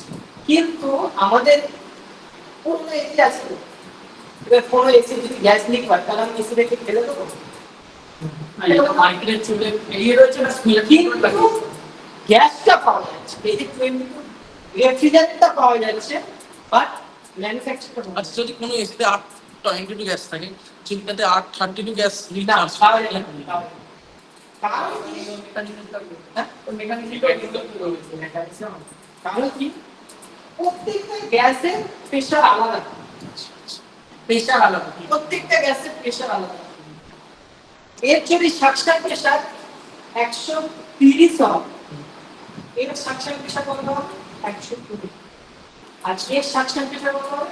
770। আচ্ছা এবার দাঁড়াচ্ছে এবার প্রত্যেকের তো প্রেশার আলাদা হচ্ছে, সাকশন প্রেশার আলাদা হচ্ছে। তাহলে এর জায়গা থেকে এর দিকে তাহলে দুশোরে কি হবে? আচ্ছা এ যে হিটটা নিতে পারবে, এ যে হিটটা নিতে পারবে না এই যে গ্যাস আছে, গ্যাসের ফ্রিজিং টেম্পারেচারও আলাদা আলাদা, বয়লিং টেম্পারেচারও আলাদা আলাদা। বয়লিং টেম্পারেচার মানে আমাদের জল একমাত্র বয়েল হয় তরল, আর মেটাল কি হবে? গলে যায়। মেল্টিং বলে, মেটালকে মেল্টিং বলে, আর জল তরল হয়ে গেলে boiling বলে। ওদের যেমন দুটো আলাদা আলাদা টেম্পারেচার দিকে দুটো আলাদা আলাদা কাজ করে, এরকম কাজ করে। এদেরও কিন্তু আলাদা আলাদা আছে, এদেরও আলাদা আলাদা আছে। এই জন্য যে গ্যাস গুলো, এই গ্যাস প্রত্যেকটা গ্যাসের আলাদা আলাদা মেশিন, সেই জন্য আমি একটা মেশিন আরেকটা গ্যাস দিতে পারি। যদিও কেউ যদি এটা করছে না, সিস্টেম হয়তো চলছে, দুদিন চলছে, 3 দিনের মধ্যে প্রবলেম বেড়ে যাবে। কারণ এ আলাদা ভাবে কাজ করে, এ আলাদা ভাবে কাজ করে। হ্যাঁ দুটোই রেফ্রিজারেটর মানুষ, কিন্তু এ আলাদা, এ আলাদা। আমরা সবাই মানুষ, সবাই ডিফারেন্স। এটা সবাই রেফ্রিজারেটরে আলাদা করছে, ও আলাদা, এ আলাদা। আর কি কাপড় প্রসেস করছে আচ্ছা সব থেকে মানে ভালো গ্যাস কোনো কি রকম বেশি আছে। নাকি না না, ওরকম কোনো ব্যাপার না এখন মাইক লাগানো নেই। আমরা কি বলি বলতো, এই সব সিস্টেমই যদি সেটা ভ্যাকুয়াম করে, proper vacuum, Vacuum। Proper maintain করে যদি আমি কাজ করতে পারি, সবাই যায়। আচ্ছা আচ্ছা আচ্ছা। এইবারে সবকিছু কোয়ালিটি দিতে হয়। হ্যাঁ একদম কোয়ালিটি কন্ডেন্সারের জন্য কেউ হচ্ছে হেভি কোয়ালিটি পেপার ব্যবহার করছে, কেউ হচ্ছে কম কোয়ালিটি পেপার। দুটো পেপারের মধ্যে ডিফারেন্স হবে সেম। আচ্ছা আরেকটা প্রশ্ন মানে যেটাতেই করে দিচ্ছি হ্যাঁ। যেহেতু মানে এই ফ্রিটা কি কাজ আমরা যারা ক্রেতা মানে যারা এসি ফ্রিজ রিকোয়েস্টে কিনছি নিজেদের জন্য আমাদের কি কি পদক্ষেপ নেওয়া উচিত? যদি আপনি বলেন স্যার একটু, স্যার একটু। আচ্ছা যারা অনলাইনে আছেন আপনাদের কি কোনো কোশ্চেন আছে? থাকলে বলুন। আমার কথা শোনা যাচ্ছে? অরিন্দম বাবু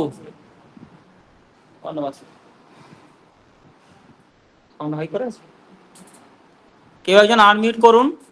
অরিজিৎ, সুশান্ত বাবু, যদি আপনাদের কোনো কোশ্চেন নেই। কোশ্চেন নেই তো, যদি আপনাদের কোনো কোশ্চেন থাকে আপনারা কিন্তু সরাসরি কোশ্চেন করতে পারবেন, ঠিক আছে? আমাদের ক্লাসটা শেষের দিকেই চলে এসছে, ফলে কোশ্চেন তাহলে কিন্তু এখনই আপনারা কোশ্চেন করতে পারেন, ঠিক আছে? হ্যাঁ কন্টিনিউ করুন।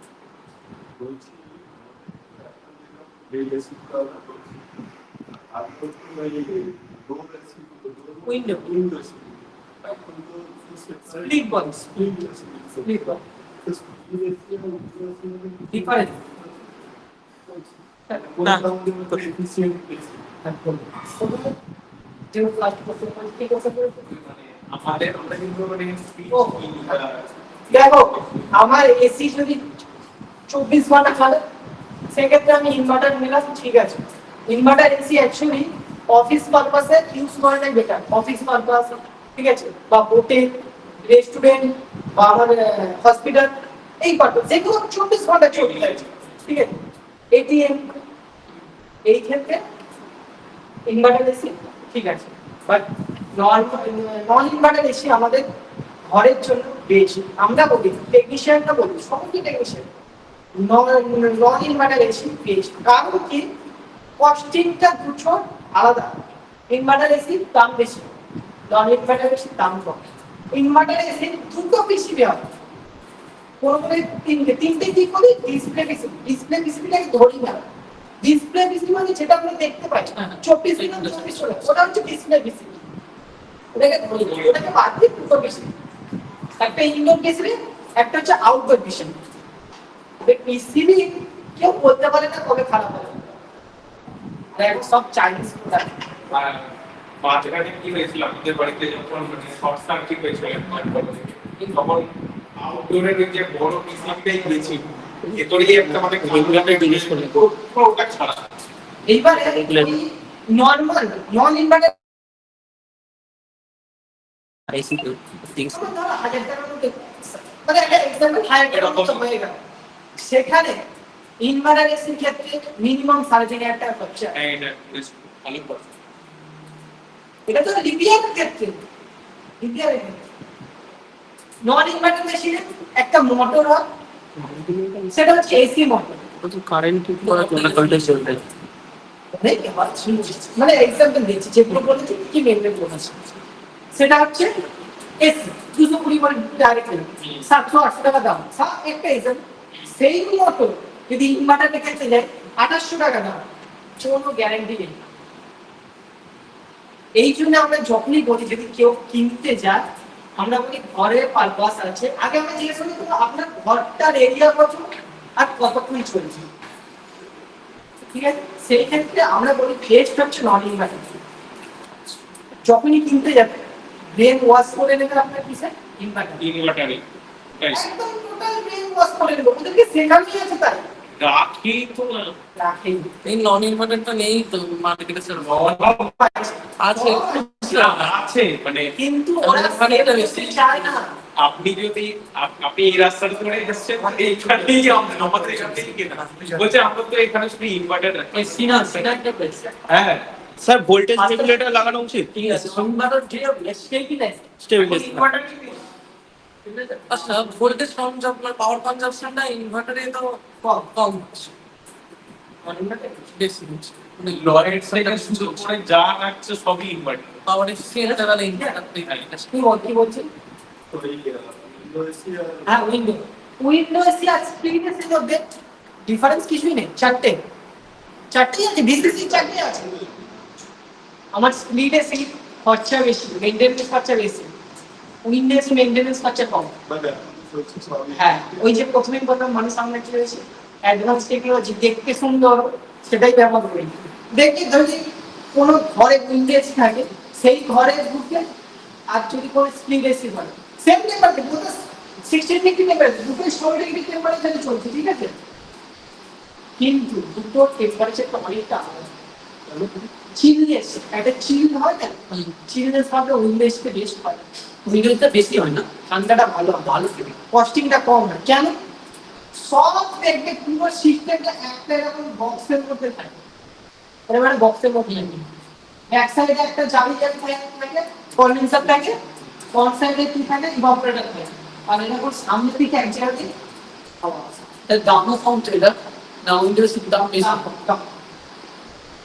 এই দুটো কি করছে, একটাই মোটর হাওয়া দিচ্ছে, ঠিক আছে, একটাই মোটর ঘুরছে, ঠিক আছে, ঘুরে কি করছে, এ কি করছে, এই এটা হলো ইনসাইড, এটা ইনসাইড, এটা আউটসাইড, ঠিক আছে। এ কি করছে, ইভাপোরেটর দিচ্ছে, ঠান্ডা হাওয়া দিচ্ছে, নিয়ে কোথায় যাচ্ছে, ঘরের মধ্যে দিচ্ছে, আর এই আউটসাইড কি করছে, রিমুভ করে দিচ্ছে।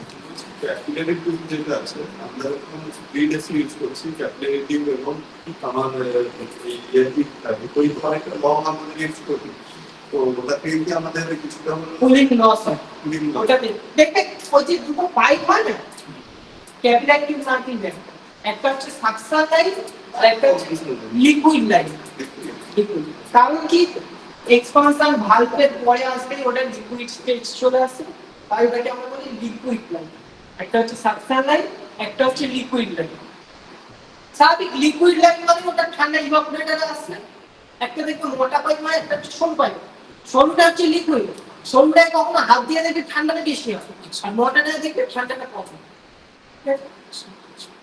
ইভাপোরেটর যখন আসছে সরু পাইপটা দেখবে ওর উপরে আমরা একটা কি করি ফোম লাগাই স্পঞ্জ টাইপের একটা লাগাই লাগিয়ে কি করে র্যাপ করে দিই যাতে ওই যে হিটটা যাতে না যায় আমাদের বাইরে যে হিটটা ওই পাইপের ছাড়া তাহলে কি হবে ভিতরে এয়ার লিকুইড যে রেফ্রিজারেটরটা কি হবে ভাপ শুরু আর ভাপ হওয়া মানে আমার ঠান্ডাটা আসবে তবে সব থেকে ভালো কিন্তু ইংরেজি ভালো ছিল কিন্তু এখনকার মানুষ সব ফেন্সি হয়ে গেছে একটা জানলাম টপ হয়ে যাবে। কিছুদিন পরে কি হবে সবকিছু চলতে চলতে চলতে চলতে তার মধ্যে উইকনেস ভাবটা আসবে উইকনেস চলার পরে 2-4 বছর পরে একটা দেখবে আওয়াজ আসে একটা ভাইব্রেশন আওয়াজ আসে সেই জন্য মানুষ এটাকে অ্যাভয়েড করছে না আরেকটা অনেকে বলে যে জায়গাটাও যেহেতু আমার একটা হলে যে আমি এই জায়গাটা থেকে আউটডোরটা আমি যেখানে কিছু সেট করবো এই উইন্ডোর ক্ষেত্রে আমাকে পুরো জানলাটাকেই আমাকে দিতে হবে কাটি বলছি অনেক সময় আমাকে ইট কেটে আমাকে হ্যাঁ পুরো পুরো কেটে ফ্রেম বসিয়ে এই যে দরজার চাপের ফ্রেম বসানো পুরো একটা ফ্রেম বসিয়ে তারপর আর কম্প্রেসারটা ভেতরেই রয়েছে আওয়াজটা যার জন্য তুলনামূলক ঘরে দেবো আউটডোরের নির্দেশটি দেখি বাইরে রয়েছে হ্যাঁ। ঘর থেকে সাইলেন্টলি কাজটা করে যাবে। বলছি আমরা যখন স্পিড এসি ইউজ করি ধরুন আমি একটা জায়গা থেকে আরেক জায়গায় মুভ করছি সেক্ষেত্রে আমরা যে দেখি অনেক এসিতে থাকে কম্প্রেসারের পাশে লক পিন আছে হ্যাঁ ওটাকে বলে সার্ভিস ভাল্ব হ্যাঁ তো ওটা লক করলাম বাট যদি আমি কোথাও গিয়ে ওটাকে আবার ইনস্টল করেছি সেক্ষেত্রে কি আবার ভ্যাকুয়াম করতেই হবে হ্যাঁ হ্যাঁ তো মাস ভ্যাকুয়াম যদি করতে চাই আমার মানে নর্মাল যে কম্প্রেসার মধ্যে যে গ্যাসটা ছিল সেটাকে আমাকে আবার ওই গ্যাসটা তাহলে লকের লাভটা কি হবে লক যে করলাম লকের সুবিধাটা কি লক করছি তুমি গ্যাসটাকে হ্যাঁ হ্যাঁ যাতে গ্যাস সার্কুলেশনটাকে গ্যাসটা যে লক গ্যাসটাকে লক করছি গ্যাসটা লক করলাম এটা তোমার আউটডোর হ্যাঁ ঠিক আছে আর এটা তোমার ইঞ্জিন এরকম একটা পাইপ চাই হ্যাঁ শুরু করেন আর একটা এরকম পাইপ দেখবে এসি ক্ষেত্রে আউটডোরে এখানে একটা ভালভ থাকে হ্যাঁ যেটা এই পাইপ দিয়ে এসে এখানে লাগছে হ্যাঁ এর ক্ষেত্রে এখানে থেকে একটা ভালভ দেখতে পাচ্ছি যে এই পাইপ দিয়ে এসে লাগছে একটা ভালভে তুমি যেটা বলেছো লক করিয়ে এটা লক করে দিই কেউ আমার এখানে স্টোর হয়ে গেল কিভাবে স্টোর হচ্ছে আমি সাকশন লাইনটাকে সরি লিকুইড লাইনটাকে আমি এখানে বন্ধ করে দিই টোটালটা এখানে বন্ধ করে দিই করছে এদিকে গ্যাস লিক আসছে না আসতে পারবে না পুরোটাই তো ব্লক ব্লক করে দিয়েছি আসতে পারছে না এসিটা চলছে আউটডোর চলছে আমাদের স্প্লিটের ক্ষেত্রে আউটডোরে কি কি থাকে কম্প্রেসার কনডেন্সার আর এক্সপানশন আর ইনডোরে সিল শুধু ইভাপোরেটর তো আমার এখানটা আমি বন্ধ করে দিই লিকুইড লাইনটাকে আমি বন্ধ করে দিই গ্যাসটা এদিকে আসছে না তো এখান থেকে গ্যাসটা যাচ্ছে আর এই গ্যাসটা বন্ধ করি এবার আমি আমাদের গেজ বলে গেজ এই যে গ্যাস যে মাপা হয় সেটাকে গেজ বলে সেই গেজের দ্বারা দেখলাম যে পুরো এখানে গ্যাসটা স্টোর হয়েছে আমি এখানে ব্লক করে দিই দুটো ভালো ব্লক করে দিই পাইপটা খুলে দিই খুলে দিয়েছি পাইপটা খোলার সাথে সাথে গিয়েছে ভিতরে আমার পাইপের নিচে কি যাচ্ছে হাওয়া ঢুকে গেল ময়েশ্চার ঢুকে গেল সেই ময়েশ্চারটাকেই যখন আমি রিইনস্টল করবো এসিটা সেই ময়েশ্চার থেকে তো আমি বের করতে হবে না ওই জন্যই না সেটা তো ভ্যাকুয়াম করবো কিন্তু আমি যদি ভ্যাকুয়াম করতে চাই ওই মুহূর্তে তো পরবর্তীকালে আমি কি শুধু ওই পাইপ লাইনটুকুই আমি শুধু পাইপ লাইনটুকুই না করলাম এবার দেন আমাকে তো অল্প কিছু গ্যাস আবার চার্জ করতে হবে না। না কোনো কিছু করতে হবে না। আর গ্যাসটা কিন্তু তুমি যদি প্রপার মানে গ্যাসটা স্টোর করে নিতে পারো তাহলে গ্যাস চার্জের দরকার পড়ে না। ঠিক আছে? আচ্ছা এসি এর মধ্যে কত পিএসআই প্রেসারটা থাকে এই গ্যাসটা? তো বলুন প্রত্যেকটা এর আলাদা না না কথা বলছি না হচ্ছে মানে টোটাল এসিটার মধ্যে যে কম্প্রেসরের মানে ইউনিটের ভিতরে টোটাল গ্যাসটা কতটা থাকে সেটা বলতে চাইছি। মানে কতটা ওয়েট ওয়েট না গ্যাসের আমরা ওয়েটে কাজ করি না, আমরা কি কাজ করি গেজের উপরে কাজ করি, প্রেসারের উপরে কাজ করি। হ্যাঁ কত পিএসআই প্রেসারটা? আমি বলে দিচ্ছি ওয়েটে কারা কাজ করে, ইন্ডেক্সটা কি? ওয়েটে কারা কাজ করে, যারা কোম্পানি থেকে কাজ করে তারা ওয়েট দিয়ে দিল। আচ্ছা। ধরো শুনে এসিতে 800 গ্রাম গ্যাস, 800 গ্রাম দিয়ে দিল প্লাস ছেড়ে দিল। আচ্ছা। আমরা কি করি ওয়েটে কাজ করি, আমরা কি কাজ করি প্রেসারে। যেমন প্রেসারে কাজ করাটা উচিত কারণ PSI আমি এখানে যখন পাইপলাইনটা ইউজ করছি সেটা কতটা লং হ্যাঁ ভেরি গুড ভেরি গুড। এবার দেখো 10 ফুটের কোম্পানি কি করেছে, 10 ফুটের পাইপের ওয়েট করে দিয়ে দিল, আমি সেখানে 25 ফুট পাইপ লাগালাম, এক্সট্রা কত ফুট লাগালাম 15 ফুট, তো 15 ফুটের পাইপের মধ্যেই তো আমার গ্যাসটা আরো যাবে, তো তাহলে কি হচ্ছে প্রেসারটা তো কমবে, তখন বলে আমাকে গ্যাস দিবে। আমরা আগে এবার প্রেসার যেটা বলছো পিএসআই, সেটা হচ্ছে প্রত্যেকটা গ্যাসের আলাদা, আমরা হচ্ছে সাকশন প্রেসার মেইনটেইন করে চলি, সাকশন প্রেসার একদম।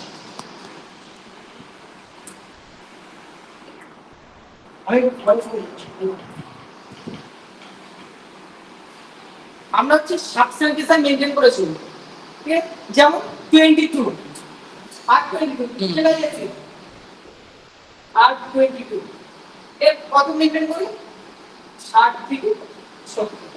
আচ্ছা পিএসএল পাউন্ড পার ইঞ্চি স্কয়ার ফিট, কারণ আমরা দেখতে পাউন্ড পার ইঞ্চি স্কয়ার আর লাস্টে জি আছে জি পাউন্ড পার ইঞ্চি স্কয়ার, 1 ইঞ্চি স্কয়ারে 770 প্রেসার স্কয়ার। এর মধ্যে 60 থেকে 70 প্রেসার। আমরা কম্পিউটার থেকে যখন যাচ্ছি তখন আমরা এই কিছু মাপছি না যখন আমার দরকার পড়ে না, মেনলি দরকার পড়ে না, কিছু কিছু ক্ষেত্রে দরকার পড়ে। কম্প্রেসারটা ভালো, হ্যাঁ কম্প্রেসারটা ভালো আছে ঠিকঠাক কাজ করছে কি তখন না, সেক্ষেত্রে আলাদা সব গ্যাসের আলাদা আলাদা প্রেসার থাকে, সাকশন প্রেসার, ডিসচার্জ প্রেসার আর আইডিয়াল প্রেসার, আচ্ছা সব প্রেসার আলাদা আলাদা। আমাদের কম্পিউটারের মধ্যে যে ওয়্যারটা ইউজ করে সেই ওয়্যারটা আমাদের কতদিন অন্তর চেঞ্জ করা উচিত? চেঞ্জ করার দরকার পড়ে না, যেমন কি করতে যদি লিক না হয়, না ওয়্যার হ্যাঁ হয়। আমার মেটাল কখন জং ধরে, মেটাল কখন জং ধরে, যদি আমি মেটালকে জলের তলায় রেখে দিই জং আসবে না, ওই জল খেয়েছে সেই মেটালটাকে যদি এয়ারে সংযোগ করতে আসবে মোচেটাইজার আছে, কারণ কি আমাদের এই যে নর্মাল যে এয়ারে যে জলীয় বাষ্প যে এটা সেইটার জন্য মোচেটাইজার সেম নেই। এইটা পুরোটাই পুরো সিস্টেমটা পুরোটাই একই সিস্টেমের ভিতরে চলছে, বাইরের কিছু তো নিভে যাচ্ছে না, সেক্ষেত্রে ওয়াইলটা খারাপ হয়ে যাচ্ছে। কখন খারাপ হবে, যদি কোনো জায়গায় লিক হয়ে ভিতরে জল চলে যায় চেঞ্জ করতে হবে, ওয়াইলটাকে চেঞ্জ করে দিতে হবে, তাহলে আমাকে চেঞ্জ করতে হবে, তখন চেঞ্জ করতে হবে। আচ্ছা আর একটা জিনিস যেটা আমি দেখেছিলাম যে ঘরের পাশে যে ড্রেন থাকে বা সমুদ্রের পাশাপাশি যে সমস্ত হোটেল বা ঘর আছে সেই সমস্ত জায়গাতে সহজে লিক হয়ে যায়, মানে এসি সহজে লিক হয়, মানে এই ব্যাপারটা কতটা মানে বাস্তবিক? ওই কারণে এখন তো নতুন যে কোম্পানিগুলো আসছে সেগুলোকে ওই এর উপরে আমরা এক্সট্রা একটা কোট করছি তাতে ওই করোশন রেজিস্ট্যান্সটা বেশি থাকে। এই যে নোনা ভাবলে নোনা হচ্ছে সবথেকে বেশি খারাপ জিনিস, ধারালো জিনিস, নোনা হচ্ছে সবথেকে বেশি ধারালো জিনিস।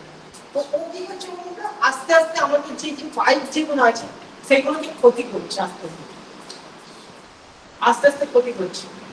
আমাদের নর্মাল এখনকার আমাদের এই কলকাতা শহরে যে এসিটা ধরুন 10 বছর চলছে, ওই সব এলাকায় থেকে 8 বছরের মধ্যে ঠিক আছে, এই কারণে নোনা জিনিসটা খুব ধারালো জিনিস দেখতে, মানে এটা আমি পুরো আউট অফ সিলেবাস গিয়ে বলছি, গঙ্গার পার আছে কিন্তু সহজে ভাঙে না, কিন্তু কোন নোনা নদী আছে যেগুলো সেগুলো তাদের যে পাটটা আছে, যে নদীর যে পাওনা, সেগুলো বেশি ভাঙছে শুরু করে। তো শক্তিটা খুব বেশি, মনে হয় সেটা ধারালো শক্তি, যেটা স্টেবিলাইজার কি করছে বুঝছো? স্যার ওই মানে উপরে Voltage regulator, ভোল্টেজ রেগুলেটর যেটা ভোল্টেজ ওটা কি কাজ? স্টেবিলাইজার দরকার। আমার এসিটা 220 ভোল্টের, সরি 230 ভোল্টে চলছে, ঠিক আছে, চলবে 220 ভোল্টে ওয়ার্কিং করছে, কত 50 হার্টজ, 50 হার্টজ যাবে এটা, হার্টজ যাবে, সেটা হার্টজটা কি জিনিস বলতো? প্রতি সেকেন্ডে 50 বার আর ডিসি ক্ষেত্রে শিখতে পারবে। ডিসিটা মানে ডিসিটা হার্টজ থাকে, হার্টজ ডিসি একভাবে চলে, বেশি করে সেটা আপ ডাউন না। তো এই যে 230 ভোল্টে আমার মেশিনটা ওয়ার্কিং করবে, তো সেখানে কি হবে, আমি এখানে কি করব, 180 দিন কাজ করবে, ঠিক আছে না? কারণ কি, ওর নিজের দিকে খিদেটা আছে, এই মেশিনটা 230 ভোল্টে চলবে, আমি ওকে 180 ভোল্টে দিলাম, চলতে পারবে? স্টেবিলাইজিং ফুংশন ও কি করবে, নিজে খেতে পাচ্ছে না, নিজের শক্তিটা দেবে কি করে? আমি কখনই শক্তি দিয়ে কাজ করবো যখন আমার নিজের ভিতরে শক্তি থাকবে। আমি সারাদিন কিছু খাইনি, আমি যদি বলে 50 কিলো দিতে বসতে চাই, আমি পারবো? পারবো না, কারণ আমার মধ্যে এনার্জিটা নেই, শক্তিটা নেই। আমি সারাদিনে ভালো মতো খেলাম, খেয়ে আমাকে যদি বলো বাবা এই কাজটা করে দেন, নিচে বেশ করে দিতে পারবো, আমার মধ্যে এনার্জি শক্তি, ভোল্টেজ সেম এরকম কাজ করে ফোন মেশিনের ক্ষেত্রে। যদি আমার 230 ভোল্টের সার্কিট আছে, সিঙ্গেল ফেজ 230 ভোল্টেজ থাকে, সেখানে আমি 180 দিলাম, তার কত ডিফারেন্স আছে? 50 ভোল্টেজের কম হবে। তাহলে মেশিনটা 50 ভোল্টের কম নিয়ে চলছে, কি হবে? এবার ওর উপরে ধরে লোড দিলাম, তাহলে আরো ক্ষমতাটা কমছে। এই জন্য বলে স্টেবিলাইজার ব্যবহার করে। স্টেবিলাইজার কি করে, এই যে ভোল্টেজটাকে স্টেবল রাখে। ধরো 180 ভোল্টেজ আছে, ও কনভার্ট করবে 230 এ কনভার্ট করবে। এবার ধর কোন সময় বলে না যে বিদ্যুৎ ভোল্টেজ হাই ভোল্টেজ, ও কিন্তু যদি হাই ভোল্টেজ হয় ও সেই 230 ভোল্টেজই করতে পারে। স্টেবিলাইজার ইনভার্টার এসি এর উপর ইউজ করছি, তখন আমাদের হচ্ছে কি নরমাল যেটা বিএলসি টাইপ হয়, হ্যাঁ। Inverter AC BLC BLC type যেটা আমরা নরমাল কারেন্টের জন্য আমরা বলেছি, ওটা 20 ভোল্ট থেকে ওটাকে ট্রান্সমিট করে 24 ভোল্ট এর উপরে চালু করে। তো এসি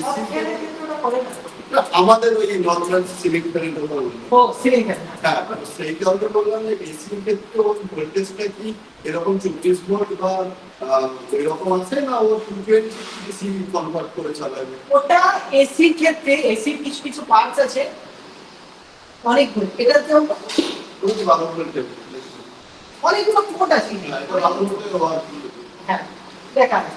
তো এখানে কমিউনিকেশন ওয়্যার আছে, আজকে তো ওই 5 ভোল্টের ছিল, 5 ভোল্ট নিচ্ছে, কোনটা 300 ভোল্ট ইনপুট হচ্ছে, কোনটা 12 ভোল্ট, কোনটা 2.5 ভোল্ট, এরকম প্রত্যেকটা সিস্টেমের জন্য আমি বলছি যে আমাদের মেইন কম্প্রেসর যেটা আছে বিএলডিসি টাইপের এসির ক্ষেত্রে ওর ভোল্টেজ রেঞ্জটা কিছুটা রেঞ্জটা কি হ্যাঁ ওটা সেটে যাবে। 230 ভোল্ট ডিসি পায়, কিন্তু ও কি করে বলতো, ওই যে ইনভার্টারের ক্ষেত্রে ফ্রিকোয়েন্সিটাকে বাড়ায় করে। আচ্ছা, বলে বল ফ্রিকোয়েন্সি ফ্রিকোয়েন্সি ফ্রিকোয়েন্সিটাকে বাড়ায় করে, ফ্রিকোয়েন্সি বাড়লে কি হবে, তো তার উপরে আপডাউন সেম জিনিস, ফ্রিকোয়েন্সিটাকে কম হয়।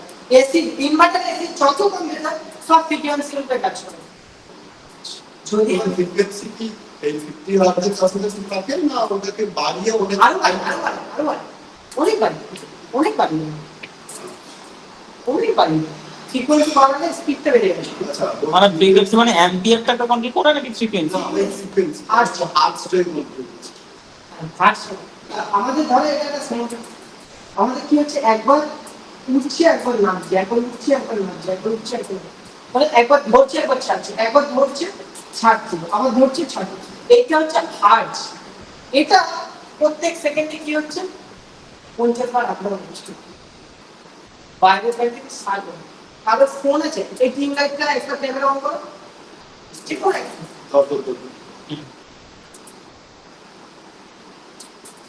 ফোনের ব্রাইটনেসটা কম, ফোকাসটা কমাও, ওখানটায় ক্যামেরাটা অন করো, ফোকাসটা কমাও,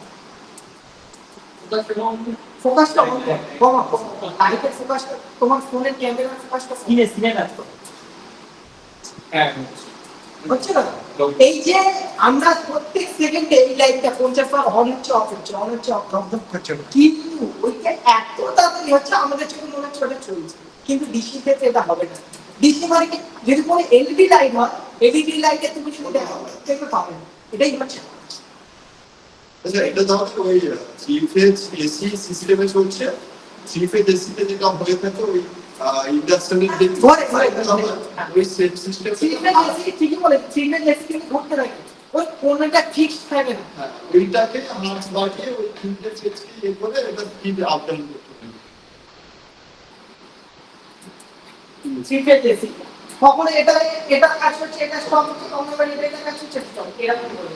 ওইটাকে হার্স বাড়িয়ে আর ফ্রিকোয়েন্সিটা হাই করে। সিগন্যাল স্টার্ট ডেল্টা বলে একটা কানেকশন আছে, স্টার্ট ডেল্টা, ঠিক আছে? এটা স্টার্ট ডেল্টাটাতে কি হবে, প্রত্যেকটা একটা করে হবে। আর এটা কি কোশ্চেন আছে? খালি কোশ্চেন আছে, সব ক্লিয়ার? কারো কোশ্চেন নেই আর কিছু? এই কোণের উপরে এই যে গুলো দেখতে পাচ্ছ, না, এবার যদি বলি যে 4 হুইলারেতে আমরা পুরোটা সেট আপটা করে দিয়েছি, খবর বুঝলে মানে আমরা আপনাদের 4 হুইলার গাড়িতে এসির যে সেট আপ, মানে ওখানেও কি আমরা ঘরের এসি কি আউটডোরের সেম সেম আমাদের একটা সিগন্যাল থাকে একদম রেডি। তোমার ইনডোরটা গাড়ির ভিতরে, আউটডোরটা রয়েছে ইঞ্জিনের কাছে। ইঞ্জিনের যে ব্যাটারি আছে, সেই ব্যাটারিতে ওইখানে কন্ডিশন, যার জন্য ওই যে পুরো সাইকেল সব সেম, ইনডোর আউটডোর যেন ওখানে সেম। আমি বলছি কি, যদি আমরা রেফ্রিজারেটরের যদি কম্প্রেসারটা যে আমরা যদি এসির মতো ইউজ করি তাহলে প্রবলেম তো অনেকটাই আছে। একটা রেফ্রিজারেটর কতগুলো এরিয়া ঠান্ডা করছে, ছোট আর একটা এসি সেটা এরিয়া কত যাচ্ছে নষ্ট হয়ে আস্তে আস্তে আমি তো মনে করি বুঝতে পেরেছি। আর একটা এসি কতগুলো সেটা তো জানি এরিয়া পাঁচ পাঁচ দিয়েছে তো এর আপনাদের মধ্যে কি আলাদা হবে? আলাদা হচ্ছে এই ফ্রিজের যে কম্প্রেসার, সে লোডটা নিতে পারে, এইখানে নিতে পারে, নিতে পারবে না। পারবে না? এবারে আমি বলছি এই কি কাজ করে, মাইনাস টেম্পারেচারে কাজ করে, ও কি করে প্লাস টেম্পারেচারে। এই এসিটা আমি ঘরে লাগিয়ে দেয়, সরি এই কম্প্রেসারটা আমি ঘরে লাগাই, কাজটা করি করবেন না, কেন করবেন না? দুজনের প্রেশারটা আলাদা হবে না। আচ্ছা, এটা বেশি চিল চিল জিনিসটা বেশি হচ্ছে ওটা সেই জায়গাতে অনেক কম, মানে প্রেসার ইস্যুটা ওটাতে অনেক হাই, এবারে করুন, আর এই প্রেসার ইস্যুটা অনেক বেশি। এবারে দেখা গেল আমাদের তুমি যেটা বললে এটা মাইনাস টেম্পারেচারে কাজ করে। এখানে আমি কি ওই এই 30-22 প্রেসার গ্যাস দিতে পারবো? পারবো না, পারবো না তো। তাহলে দুজনে আলাদা এর যে গ্যাস এই গ্যাস দিলাম, এবার গ্যাস দিতে হবে আমাদের এসি কি করছে, হাওয়াটা যাচ্ছে তাই তো। এসি কিভাবে কাজ করে না, এয়ার সার্কুলেশনের মাধ্যমে তোমাকে এই সামনের দিকে ঠান্ডাটা দিচ্ছে, ব্যাক উপর থেকে গরমটা নিয়ে নিচ্ছে। এয়ার সার্কুলেশন না হলে ঘর ঠান্ডা হবে না।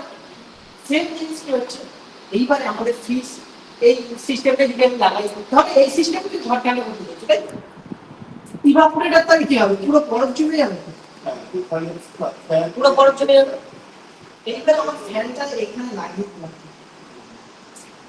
ঠিক আছে? ফ্যানটা হাওয়া নিতে পারবে, হাওয়া নিতে পারবে না, দিতে পারবে। ও যদি না নিতে পারে আমি দিতে পারি, না ওটা তো ওপেন, কোনটা আমি যদি এনভায়রনমেন্টটাকে ওপেন ওপেন করে দাও, ওপেন করে দিলেও এটা ধরো ওপেনই আছে, কিন্তু এই যে ফ্যানটা চলছে, ফ্যানটা তো কার থেকে নেবে, ইভাপোরেটর থেকেই তো হাওয়াটা নেবে না।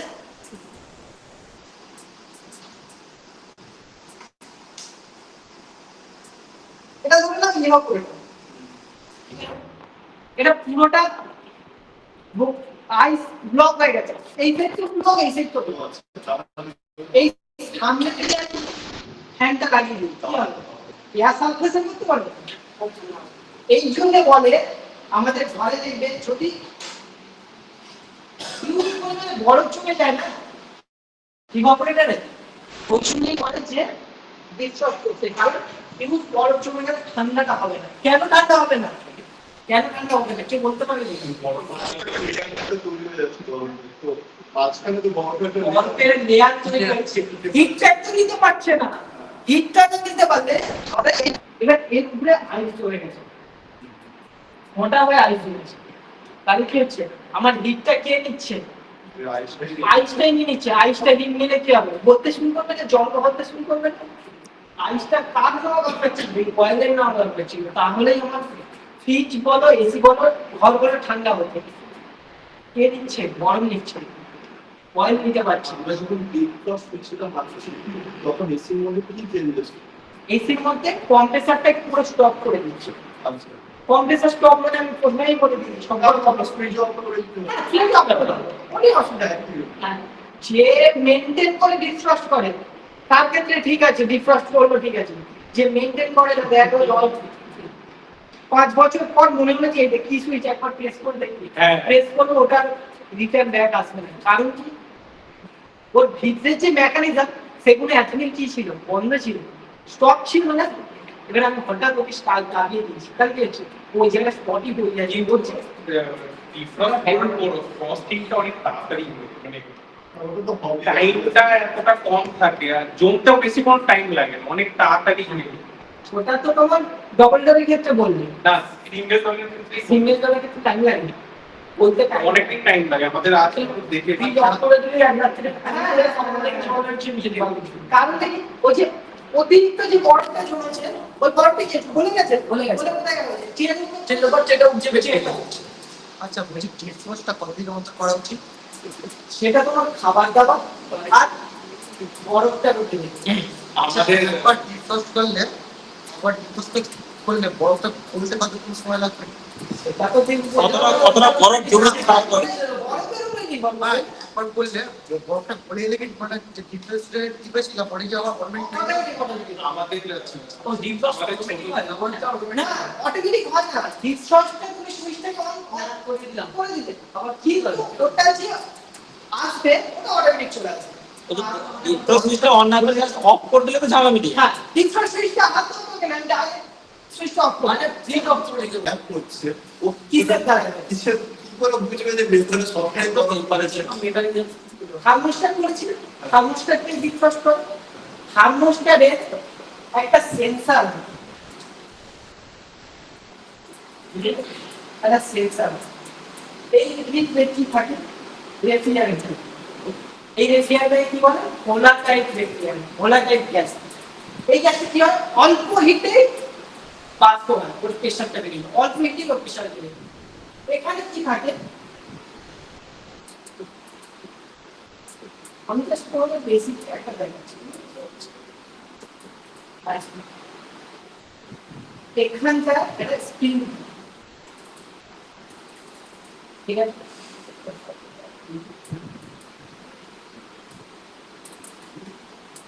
আমি ডিসকাস করছি, কি করছি? এখান থেকে একটা দেখবে সুইচ আছে, সুইচটাকে চেপে দিই, তাহলে কি হবে? কি করবে? এটাকে এসে নিচের দিকে দিয়ে দিলাম, নিচের দিকে দিয়ে দিলাম, হয়ে গেল। কারণ কি? এর ভিতরে যে প্রেসারটা আছে, গ্যাসের যে প্রেসার, তার থেকে এই যে স্প্রিং প্রেসারটা বেশি। দুটো প্রেসার, একটা হচ্ছে গ্যাস প্রেসার, একটা হচ্ছে স্প্রিং প্রেসার। গ্যাস প্রেসারের থেকে যদি স্প্রিং প্রেসার বেশি হয় তাহলে কি করবে? ডিফ্রস্টে রাখবে। যখনই গ্যাস প্রেসার বেড়ে যাবে তখন বাড়বে, যখন এর ভিতরে হিট হবে, হিট হবে। এখন নরমাল অবস্থায় নরমাল প্রেসার আছে, নরমাল প্রেসার আছে, স্প্রিং প্রেসারের ক্ষমতা বেশি আছে, ঠিক আছে? এইবার এখানে আমার খাবার দাবার যাই না তার থেকে হিট কি করছে? এ নিচ্ছে, হিট পাচ্ছে, হিট যখনই পাবে কি হবে? বাষ্প হতে শুরু করবে, প্রেসার বাড়তে শুরু করবে। যখনই এর প্রেসার বাড়বে তখন কি হবে? স্প্রিং প্রেসারটা কমে যাবে। স্প্রিং প্রেসার যখনই কমে যাবে তখন কি হবে? এ আবার এখানে কানেক্ট হয়ে যাবে। তো কি হবে? এখান থেকে আবার কম্প্রেসার লাইন এখন দেখেছি নতুন যে কম্প্রেসার গুলো আসছে সেটাতে অনেক রকমের চেঞ্জেস আসছে। যেমন আগে যেটা ছিল আমাদের ক্ষেত্রে কম্প্রেসার টাইপ অফ এইরকম, এখন দেখলাম যে কম্প্রেসার টাইপটা হচ্ছে ওই টাইপ অফ এই কি বলা যায় হ্যাঁ এয়ার ধরেন যে সিস্টেমটাকে একটা ওটা যেটা ঘুরছে এয়ারটা কম্প্রেস হচ্ছে বাট ওর পাশে একটা স্ট্রিং দিয়ে একটা লোডেড একটা রড দিয়ে একটা করেছে নতুন না, না, না, না। ওটা হচ্ছে দু রকম থাকে, একটা হচ্ছে সাসপেন্স থাকে, একটা হচ্ছে রোলার টাইপ। হ্যাঁ তুমি কি এসি এর কথা এসি বলছো? হচ্ছে প্রথমে বললাম না যে কম্প্রেসার আলাদা আলাদা টাইপের কম্প্রেশন, তুমি যেটা বলছো রোলার টাইপ, এটা হচ্ছে হারমোনিক শিল্ড রেসিপ্রোকেটিং কম্প্রেশন। এর ভিতরে পিস্টন আছে, যেটা তো শুধুমাত্র এসি এর ভিতরে পিস্টন আছে, ওর ভিতরে কিন্তু পিস্টন নেই, ওর ভিতরে রোলারের মাধ্যমে তুমি কম্প্রেশন করছো। হ্যাঁ ওইটা কি অনেকটা বেশি এফিসিয়েন্ট হ্যাঁ, না ওটা তো ইজি, লোড ক্ষমতা বেশি নেওয়ার জন্য ওটা করেছে। না লং টার্মে ওটা বেটার হ্যাঁ, লং টার্মে ওর থেকেও আরেকটা আছে স্কল কম্প্রেশন। সব কম্প্রেসার তো এখন প্রায় বেশি ইউজ করছে স্কল কম্প্রেশন আমার বড় বড় প্ল্যান্টে বেশি না। হ্যাঁ বড় বড় স্লট কম্প্রেসার এর আগে কিছুদিন আগে কিন্তু স্লট কম্প্রেসার প্রচলিত হতো। মানে নর্মাল যেটা এখন যেটা আমাদের কি বলছে রিএক্সি টাইপটার আসার আগে স্লট কম্প্রেসার একটা বড় মার্কেট ছিল। প্রথমে ছিল আমাদের হারমোনিক শিল্ড, হ্যাঁ অনেকদিন মার্কেট অনেক দিন করেছে তারপরে তো স্লট দিন ফাংশন হ্যাঁ, আবার এখন বেশি হচ্ছে রোটারি। কি করছে কথা হালকা করে দিচ্ছি জিনিসটাকে। কিন্তু রোটারি আমাদের দেখলাম রোটারি যেটা ক্ষমতা দিতে পারবে, স্কল যেটা ক্ষমতা দেবে রোটারি পাবে না। এখনকার এসি করে ইনভার্টার এসি করে যেটা আছে 45 ডিগ্রি বাইরে টেম্পারেচার কোনো চলবে না, কিন্তু পুরোনো মডেলে এই যে বড় বড় যে কম্প্রেসার তো চলবে, কিচ্ছু হবে না, একভাবে চলবে। কিন্তু আমার একটা রিসেন্ট ওখানটা একটা জিনিস দেখলাম যে ওই রোটারি গুলো কোনো কোনো কোম্পানিতে আবার 3টে রোটারি আছে কেউ হ্যাঁ, কেউ বলছে 2টো রোটারি আছে কিন্তু ওখানটা যদি রোটারিটা বাড়িয়ে দিই, ওটা ইনস্ট্যান্ট কুলিং এর জন্য বেটার বুঝতে পারবে ওটা কি আমার লং টার্মের জন্য বেটার না ওটা এফিসিয়েন্ট বলে 6 সিলিন্ডার 1 সিলিন্ডার ঠিক আছে যেমন ডিফারেন্স এতে তো দেখো। তাও না যদি 3টে আমার রোটারি হয় তাহলে তো অবভিয়াসলি মোটরের প্রেসার বেশি হবে মোটরটার কয়েলটাকে সেই হেভি টাইপ মানে মোটরের যে কয়েলটা, মোটরটা কিসের উপরে চলবে? কয়েলের উপরে চলবে।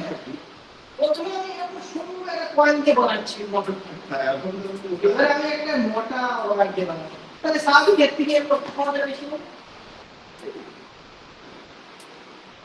আচ্ছা এটা কি আমরা যেটা ইউজ করছি এসি ক্ষেত্রে এটা কি পার্মানেন্ট ম্যাগনেট ইউজ করছি না মানে বিএমসি মানে যেটা হচ্ছে আমি ইনভার্টার এসি বলবো এটা কি আমরা পার্মানেন্ট ম্যাগনেট ইউজ করছি এটা যে বিএমসি যেটা লগে করছে চলছে